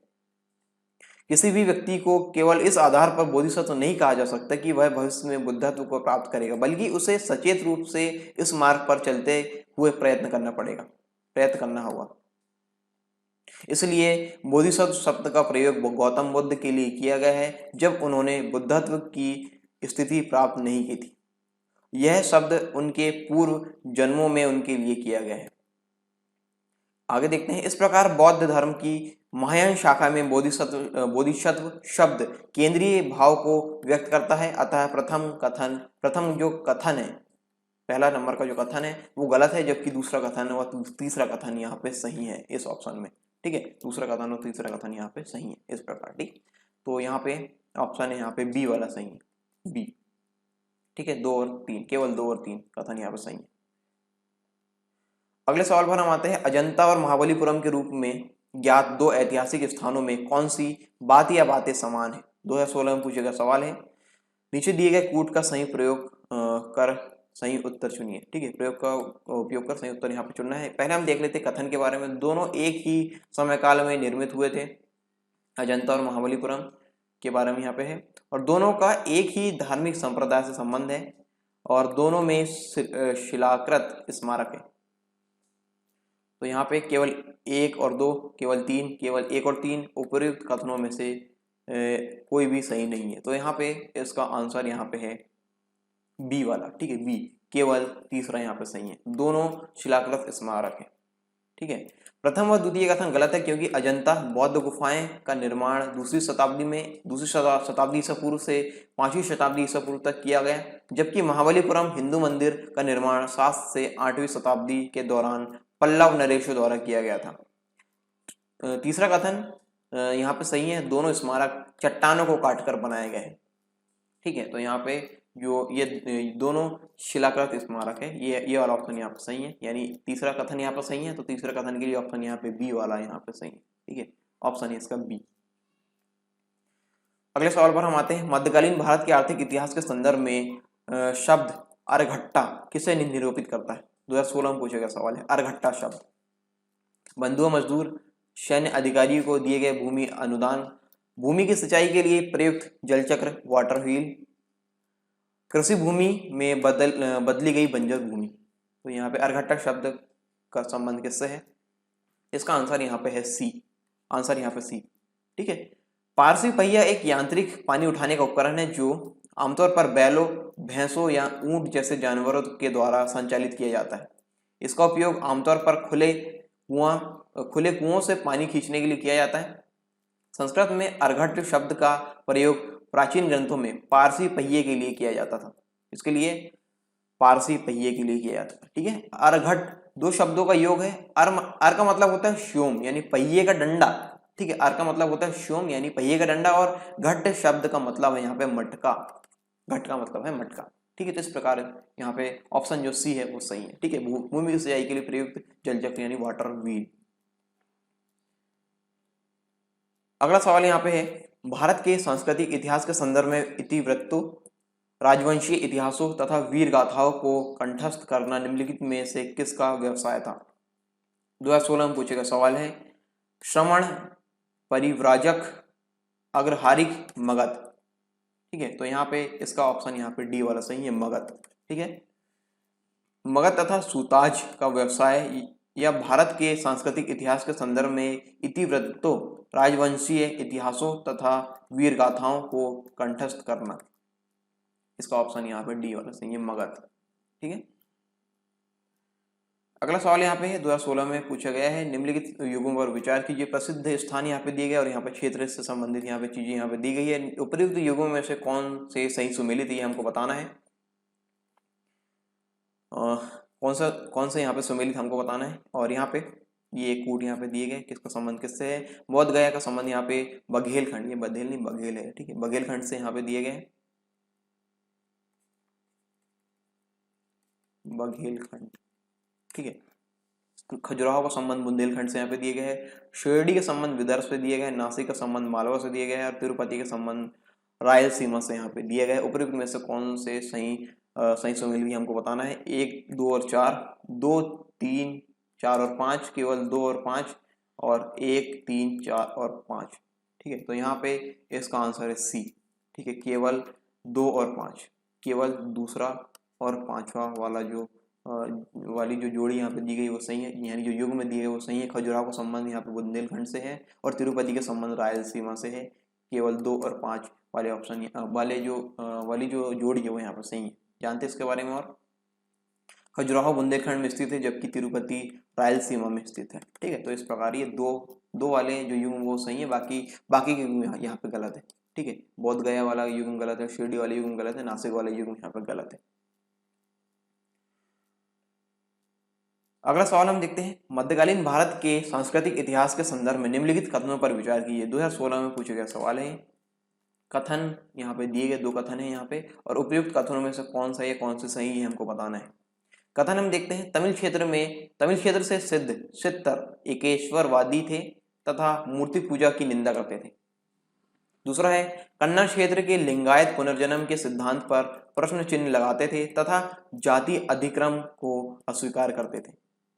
यहाँ पे जो कथन है वो हम देख लेते हैं। ऑप्शन के अंतर्गत केवल 1 सही है, केवल 2 सही है, या फिर 1 और 2 दोनों सही है, ना तो 1 सही है और ना ही 2 सही है। तो इसके अंतर्गत इसका आंसर है सी, ठीक है, सी वाला इसका आंसर है। 1 और 2 दोनों ही सही है, ठीक है। तो यहाँ पे और चीज़ इसके इसके अंतर्गत हम देख लेते हैं। सिद्ध का मतलब परिष्कृत अद्वैतवादी पंथ है। क्या मतलब है इसका? सिद्ध का मतलब है परिष्कृत अद्वैतवादी पंथ है। और 70 का तात्पर्य जादू टोना, रसायन शास्त्र और इसके साथ साथ जादू और अंधविश्वासी शक्तियों से है। दूसरा ऑप्शन है लिंगायत का विश्वास था कि मौत पर भक्त भगवान शिव के साथ जुड़ जाता है और इस दुनिया में वापस नहीं लौटता, इसलिए वे मृत शरीर को दफनाने के बजाय समारोह पूर्वक जला देते थे। उन्होंने जाति व्यवस्था की आलोचना की थी और पुनर्जन्म के विश्वास पर सवाल उठाए थे। लिंगायत ने कुछ प्रथाओं जैसे विधवा पुनर्विवाह और यौवन पश्चात विवाह को प्रोत्साहित किया था। ज्ञान की परंपरा में भी वचन लिखे गए, उन्हें कन्नड़ से प्रस्तुत किया गया। में जो भी यहाँ पे वचन लिखे गए तो उसको कन्नड़ से प्रस्तुत किया गया। ठीक है, तो इस प्रकार जो 97 यानी इस वाले प्रश्न का है, इसका आंसर है यहाँ पे सी। 1 और 2 दोनों कथन यहाँ पे जो है वो सही है। अगले सवाल पर हम आते हैं। अगला सवाल यहाँ पे है विजयनगर के शासक कृष्णदेव की कराधान व्यवस्था से संबंधित निम्नलिखित कथनों पर विचार कीजिए। 2016 में पूछे गए सवाल है। यहाँ पे कथन दिए गए हैं, 2 कथन है यहाँ पे, हमको बताना है कौन सा यहाँ पे सही है। भूमि की गुणवत्ता के आधार पर भू राजस्व की दर नियत होती थी। कारखानों के निजी स्वामी एक औद्योगिक कर देते थे। कर मतलब यहाँ पे टैक्स, औद्योगिक कर यहाँ पे देते थे। यहाँ पे एक कथन बताना है कौन सा यहाँ पे सही है। केवल 2, 1 और 2 दोनों, और ना तो 1 ना ही 2। तो इसका आंसर यहाँ पे है सी। ठीक है, सी। 1 और 2 दोनों ही कथन यहाँ पे सही है। ठीक है, तो यहाँ पे और इसके अंतर्गत जानकारी हम देख लेते हैं। कृष्णदेव के शासन में भूमि कर सरकार की राजस्व का प्रमुख स्रोत था। उचित राजस्व के आकलन के लिए संपूर्ण भूमि को 4 भागों में वर्गीकृत किया गया। गीली भूमि, सूखी भूमि, बगीचे और जंगल। सरकार ने अन्य कर जैसे चराई कर, सीमा कर, बागवानी कर और विभिन्न उत्पादन पर उद्योग कर भी लगाए। ठीक है, जो उत्पादन होता है विभिन्न प्रकार का उत्पादन, उस पर उद्योग कर भी लगाए थे। पर्सियन राजदूत अब्दुल रजाकिन विजयनगर अदालत के द्वारा लिखे गए यात्रा वृत्तांत से दोनों कथन सही हैं। ठीक है, तो इस प्रकार ये इसकी जानकारी दी। तो यहाँ पे ये दोनों ही कथन यहाँ पे ये सही है। 1 और 2 दोनों, यानी ऑप्शन यहाँ पे सी। ठीक है, 2016 में पूछा गया सवाल है। अगले सवाल पर हम आते हैं। भारत के सांस्कृतिक इतिहास के संदर्भ में निम्नलिखित कथनों पर विचार कीजिए। फतेहपुर सीकरी स्थित बुलंद दरवाजा तथा खानकाह के निर्माण में सफेद संगमरमर का प्रयोग हुआ था। अगला कथन यहाँ पे है लखनऊ स्थित बड़ा इमाम बाड़ा और रूमी दरवाजा के निर्माण में लाल बलुआ पत्थर और संगमरमर का प्रयोग हुआ था। 2018 में पूछा गया सवाल है। उपर्युक्त कथनों में से कौन सा यहाँ पे सही है, हमको बताना है। केवल 1, केवल 2, 1 और 2 दोनों, ना ही 1 और ना ही 2। इसका आंसर यहाँ पे ए। इसका आंसर यहाँ पे ए, यानी केवल पहला जो कथन है, यानी जो 1 नंबर का कथन है वो यहाँ पे सही है। इस प्रकार इसका आंसर सही है, ऑप्शन ए। देखते हैं इसके बारे में और जानकारी। अकबर ने 1601 में गुजरात विजय की स्मृति में बुलंद दरवाजा का निर्माण कराया था। आगरा से 53 किलोमीटर दूर फतेहपुर सीकरी नामक स्थान पर स्थित यह इमारत लाल बलुआ पत्थर से बनी है, जिसे सफेद संगमरमर से सजाया गया है। अवध के नवाब आसफ उद दौला ने 1784 में लखनऊ में बड़ा इमामबाड़ा का निर्माण करवाया था। इमामबाड़ा से कुछ ही दूर बाहर 18 मीटर ऊंची रूमी दरवाजा का निर्माण भी करवाया गया। रूमी दरवाजा, ठीक है, 18 मीटर ऊंची रूमी दरवाजा का निर्माण भी करवाया गया। इन इमारतों के बनाने में ईंटों तथा चूने का प्रयोग किया गया है। ठीक है, तो इसका जो आंसर है वो ए वाला, यानी कथन 1 सही है यहाँ पर। ठीक है, इसका आंसर है ए। अगले सवाल पर हम आते हैं। अगला सवाल है सुप्रसिद्ध चित्र बनी ठनी, ठीक है, किस शैली का शब्द है? 2018 में पूछे गया सवाल है, किस शैली का है? शब्द नहीं, किस शैली का ये है? सुप्रसिद्ध चित्र बनी ठनी किस शैली का है? ऑप्शन यहाँ पे बूंदी शैली, जयपुर शैली, कांगड़ा शैली और किशनगढ़ शैली। इसका आंसर यहाँ पे डी, किशनगढ़ शैली। ठीक है, किशनगढ़ शैली। इसके अंतर्गत और चीजें हम देखते हैं। निहाल चांद द्वारा चित्रित बनी ठनी का चित्र मारवाड़ के किशनगढ़ शैली का है और इसकी तुलना मोनालिसा से की जाती है। ऐसा माना जाता है कि बड़ी ठणी राजा सम्मत सिंह की सौतेली माँ बैंक वाटजी की एक नौकरानी या दास लड़की थी। उसने साहित्य का अध्ययन किया तथा अनेक प्राकृतिक स्वभाव की कविताओं की रचना की। उसने कृष्ण पर सुंदर गीत भी बनाए थे। इसका आंसर है यहाँ पे डी, ठीक है, किशनगढ़ शैली। तो यहाँ पे सुप्रसिद्ध चित्र बड़ी ठणी किस शैली का है, तो यह है किशनगढ़ शैली का है। अगला सवाल हम यहाँ पे देखते हैं, मुगल भारत के संदर्भ में जागीरदार और जमींदार के बीच क्या अंतर है। 2019 में पूछा गया सवाल है और ये कथन यहाँ पे दिए गए हैं। नीचे दिए गए कूट का प्रयोग कर सही उत्तर हमको चुनना है। पहला कथन यहाँ पे है, जागीरदारों के पास न्यायिक और पुलिस दायित्व में के एवज में भूमि आवंटनों का अधिकार होता था, जबकि जमींदारों के पास राजस्व अधिकार होते थे तथा उन पर राजस्व उगाही को छोड़कर अन्य कोई दायित्व पूरा करने की बाध्यता नहीं होती थी। अगला कथन यहाँ पे है, जागीरदारों को किए गए भूमि आवंटन वंशानुगत होते थे और जमींदारों के राजस्व अधिकार वंशानुगत नहीं होते थे। तो यहाँ पे कूट यहाँ पे दिए गए हैं, केवल एक, केवल दो, एक और दो दोनों, ना तो एक ना ही दो। यहाँ पे सही वाला बताना है कि कौन सा है, कौन से कथन यहाँ पे सही है। तो इसका आंसर है डी, ठीक है, इसका आंसर यहाँ पे डी, ना ही एक सही और ना ही दो, दोनों ही कथन यहाँ पे जो दिए गए हैं वो गलत है। जानते हैं इसके बारे में हम और चीजें। यहाँ पे ऑप्शन डी क्यों सही है हम देखेंगे। भारत में उत्तरी क्षेत्र में मनसबदारी प्रणाली को सर्वप्रथम लागू करने का श्रेय बाबर को माना जाता है, और लेकिन इसे अकबर संस्थागत तौर पर मुगल प्रशासनिक व्यवस्था के नागरिक और सैन्य विभाग दोनों क्षेत्रों में लागू किए गए। मुगल साम्राज्य की प्रशासनिक व्यवस्था के अंतर्गत मनसबदारी का सीधा अर्थ एक रैंक या एक पद से लगाया जाता था। प्रत्येक मनसबदार को उसकी सेवा के बदले में कुछ भूमि जागीर के रूप में प्रदान की जाती थी, जो उसके वेतन के रूप में भी होता था।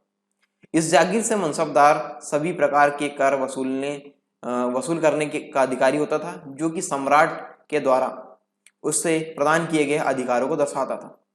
ध्यातव्य है कि उस जागीर से प्राप्त कर की राशि में से मनसबदार के वेतन को काट लिया जाता था। उसके बाद बची हुई शेष राशि को मनसबदारों को मुगल खजाने में जमा करना पड़ता था। आगे हम देखते हैं इसके बारे में।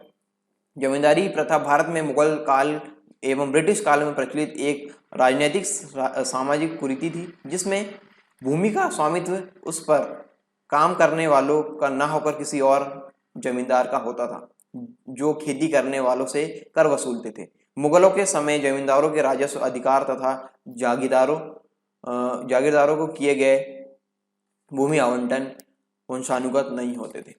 ठीक है, तो इस प्रकार ये इसका डिस्क्रिप्शन है। आई होप आप समझ गए होंगे इसके बारे में। तो इससे संबंधित इसका ऑप्शन है यहाँ पे डी, मतलब ना तो एक है ना ही दो, दोनों कथन यहाँ पे गलत है। सही उत्तर चुनिए। ठीक है, नीचे दिए गए कोड का सही प्रयोग किया, ना तो एक सही है और ना ही दो सही है। जो सही है वो मैंने आपको यहाँ पे बता दिया। ठीक है, अगले सवाल पर हम आते हैं। निम्नलिखित कथनों पर विचार कीजिए। 2019 में पूछे गया सवाल है, दिल्ली सल्तनत के राजस्व प्रशासन में राजस्व वसूली के प्रभारी को आमिल कहा जाता था। आमिल। अगला कथन यहाँ पे है, दिल्ली के सुल्तानों की इक्ता प्रणाली एक प्राचीन देसी संस्था थी। और अगला है यहाँ पे, मीर बख्शी का पद दिल्ली के खिलजी सुल्तानों के शासनकाल में अस्तित्व में आया। तो यहाँ पे उपयुक्त में से कौन से कथन यहाँ पर सही है हमको बताना है। केवल एक और दो, केवल तीन, एक, दो और तीन। इसका आंसर यहाँ पे ए है, केवल एक। पहला जो कथन है वो यहाँ पे सही है, यानी केवल एक। ठीक है, ये वाला ए वाला ऑप्शन यहाँ पे सही है, केवल एक। ठीक है, इसके अंतर्गत चीजें हम देख लेते हैं। एकता व्यवस्था की शुरुआत भारत से बाहर फारस, ईरान क्षेत्र तथा पश्चिमी एशिया में हो चुकी थी। भारत में मोहम्मद गोरी द्वारा कुतुबुद्दीन ऐबक को हौसी, हरियाणा का क्षेत्र एकता के रूप में दिया गया, पहला एकता था। इसके कुछ समय बाद मोहम्मद गोरी द्वारा उच्च सिंध का क्षेत्र एकता के रूप में नासिरुद्दीन कुबाचा को दिया गया, लेकिन प्रशासनिक रूप से एकता की स्थापना इल्तुतमिश द्वारा की गई। मीर बख्शी मुगल कालीन शासन व्यवस्था में एक बड़ा अधिकारी होता था और इसके पास दीवान आजीर के समस्त अधिकार होते थे। अगली जानकारी यहाँ पे, मीर बख्शी द्वारा सरखत नाम के पत्र पर हस्ताक्षर के बाद ही सेना को हर महीने का वेतन मिल पाता था। ठीक है, तो इस प्रकार यहाँ पे ऑप्शन यहाँ पे ए वाला सही है, केवल एक, पहला कथन यहाँ पे सही है। ठीक है, अगले सवाल पर हम आते हैं। अगला सवाल है निम्नलिखित, सॉरी मैंने गिर गया, कोई नहीं। निम्नलिखित कथनों पर विचार कीजिए। 2019 में पूछा गया सवाल है। यहाँ पे उपरोक्त में से कौन से यहाँ पे सही है हमको बताना है। कथन यहाँ पे देखते हैं, संत निम्बार्क अकबर के समकालीन थे। संत कबीर शेख अहमद सरहिंदी से अत्यधिक प्रभावित थे। केवल एक, केवल दो, एक और दो दोनों, ना तो एक और ना ही दो। 2019 में पूछा गया सवाल है। इसका आंसर यहाँ पे है डी, ना तो एक ना ही दो, दोनों ही कथन यहाँ पे गलत है। तो जानते हैं इसके बारे में। निम्बार्काचार्य भारत के प्रसिद्ध दार्शनिक थे जिन्होंने द्वैताद्वैत का दर्शन प्रतिपादन किया। उनका समय 13वीं शताब्दी माना जाता है, किंतु निम्बार्क संप्रदाय का मानना है कि निम्बार्क का प्रादुर्भाव 3016 ईसा पूर्व, आज से लगभग 5000 वर्ष पूर्व हुआ था। ठीक है, तो इस प्रकार इसका आंसर यहाँ पे डी, ना तो एक, ना तो पहला कथन सही है, ना ही दूसरा कथन यहाँ पे सही है। इस प्रकार आंसर है यहाँ पे ऑप्शन डी वाला सही है। अगले सवाल पर हम आते हैं। मियां तानसेन के संदर्भ में निम्नलिखित में से कौन सा कथन सही नहीं है। सही नहीं है, याद रहे, सही नहीं है पूछ बताया। ठीक है, गलत वाला कथन हमको बताना है। 2019 में पूछेगा सवाल है। सम्राट अकबर द्वारा इन्हें दी गई उपाधि तानसेन थी। तानसेन ने हिंदू देवी देवताओं से संबंधित ध्रुपदों की रचना की। तानसेन ने अपने संरक्षकों से संबंधित गानों की रचना की। तानसेन ने अनेक रागों की मौलिक रचना की। तो इसमें कौन सा ऑप्शन यहाँ पे गलत है। यहाँ पे ऑप्शन यहाँ पे पहला वाला गलत है। ठीक है, ऑप्शन यहाँ पे ए, मतलब जो गलत हमको चूज करना था, कथन सही नहीं है, तो ऑप्शन यहाँ पे ए, इसका उत्तर है ए। ठीक है, अब हम इसके बारे में जानते हैं। जादुई संगीतकार तानसेन मुगल सम्राट अकबर के दरबार में नौ रत्न में से एक थे। तानसेन का जन्म ग्वालियर के मुकंद मिश्रा के पुत्र के रूप में हुआ था, जो कि एक कवि थे। तानसेन ने पहले मेवाड़ के राजा रामचंद्र और फिर सम्राट अकबर के यहाँ एक दरबारी संगीतकार के रूप में कार्य किया। तानसेन को सम्राट अकबर द्वारा मियाँ का खिताब दिया गया था। मियाँ, ठीक है, का खिताब यहाँ पे दिया गया था और बाद में उन्हें मियाँ तानसेन के रूप में जाना जाने लगा। इस प्रकार इसका आंसर यहाँ पे ए। ठीक है, ए वाला जो कथन है वो यहाँ पे गलत है, जो सही है वो हमने यहाँ पे डिस्कस किए हैं। अगला सवाल है, इनमें से किस मुगल सम्राट ने सचित्र पांडुलिपियों से ध्यान हटाकर चित्राधार, एल्बम और वैयक्तिक रूप चित्रों पर अधिक जोर दिया। 2019 में पूछा गया सवाल है। हुमायूं, अकबर, जहांगीर, शाहजहां। तो यहाँ पे इसका आंसर यहाँ पे सही है सी। ठीक है, जहांगीर जानते हैं इसके बारे में। मुगल चित्रकला जहांगीर के काल में अपनी चरम सीमा पर थी। वह स्वयं भी उत्तम चित्रकार और कला का पारखी था। इस समय कलाकारों ने चटक रंग जैसे मोर के गले, सनीला और लाल रंग का प्रयोग करना और चित्रों को त्रिआयामी प्रभाव देना, 3D, ठीक है, 3D यानी त्रिआयामी प्रभाव देना प्रारंभ कर दिया था। जहांगीर ने चित्राधार और व्यक्तिक रूप चित्रों पर अधिक जोर दिया। जहांगीर के शासनकाल में मशहूर चित्रकार थे मंसूर, बिशनदास और मनोहर। जहांगीर ने अपनी आत्मकथा में लिखा कि कोई भी चित्र, चाहे वह किसी मृतक का हो या जीवित व्यक्ति द्वारा बनाया गया हो, मैं देखते ही तुरंत बता सकता हूँ कि ये किसकी कृति है। ठीक है, तो इस प्रकार इनकी पहुंच थी। ठीक है, तो इस प्रकार हम समझ सकते हैं। तो इसका आंसर यहाँ पे सी वाला है, सी वाला यहाँ पे जहांगीर। ठीक है, ऑप्शन यहाँ पे सही है सी। ठीक है, 2019 में पूछा गया सवाल था। तो इस प्रकार ये मध्यकालीन भारत से संबंधित प्रश्न जो यूपीएससी प्रीलिम्स में पूछे गए थे यहाँ पर समाप्त होते हैं। तो ये थे 10 प्रश्न जो पिछले वर्षों के प्रश्न पत्र में पूछे गए हैं। उम्मीद करता हूँ ये सीरीज आपको पसंद आ रही होगी। बने रहे द देव आईएएस एकेडमी के साथ। मिलते हैं अगले लेक्चर में, तब तक के लिए जय हिंद।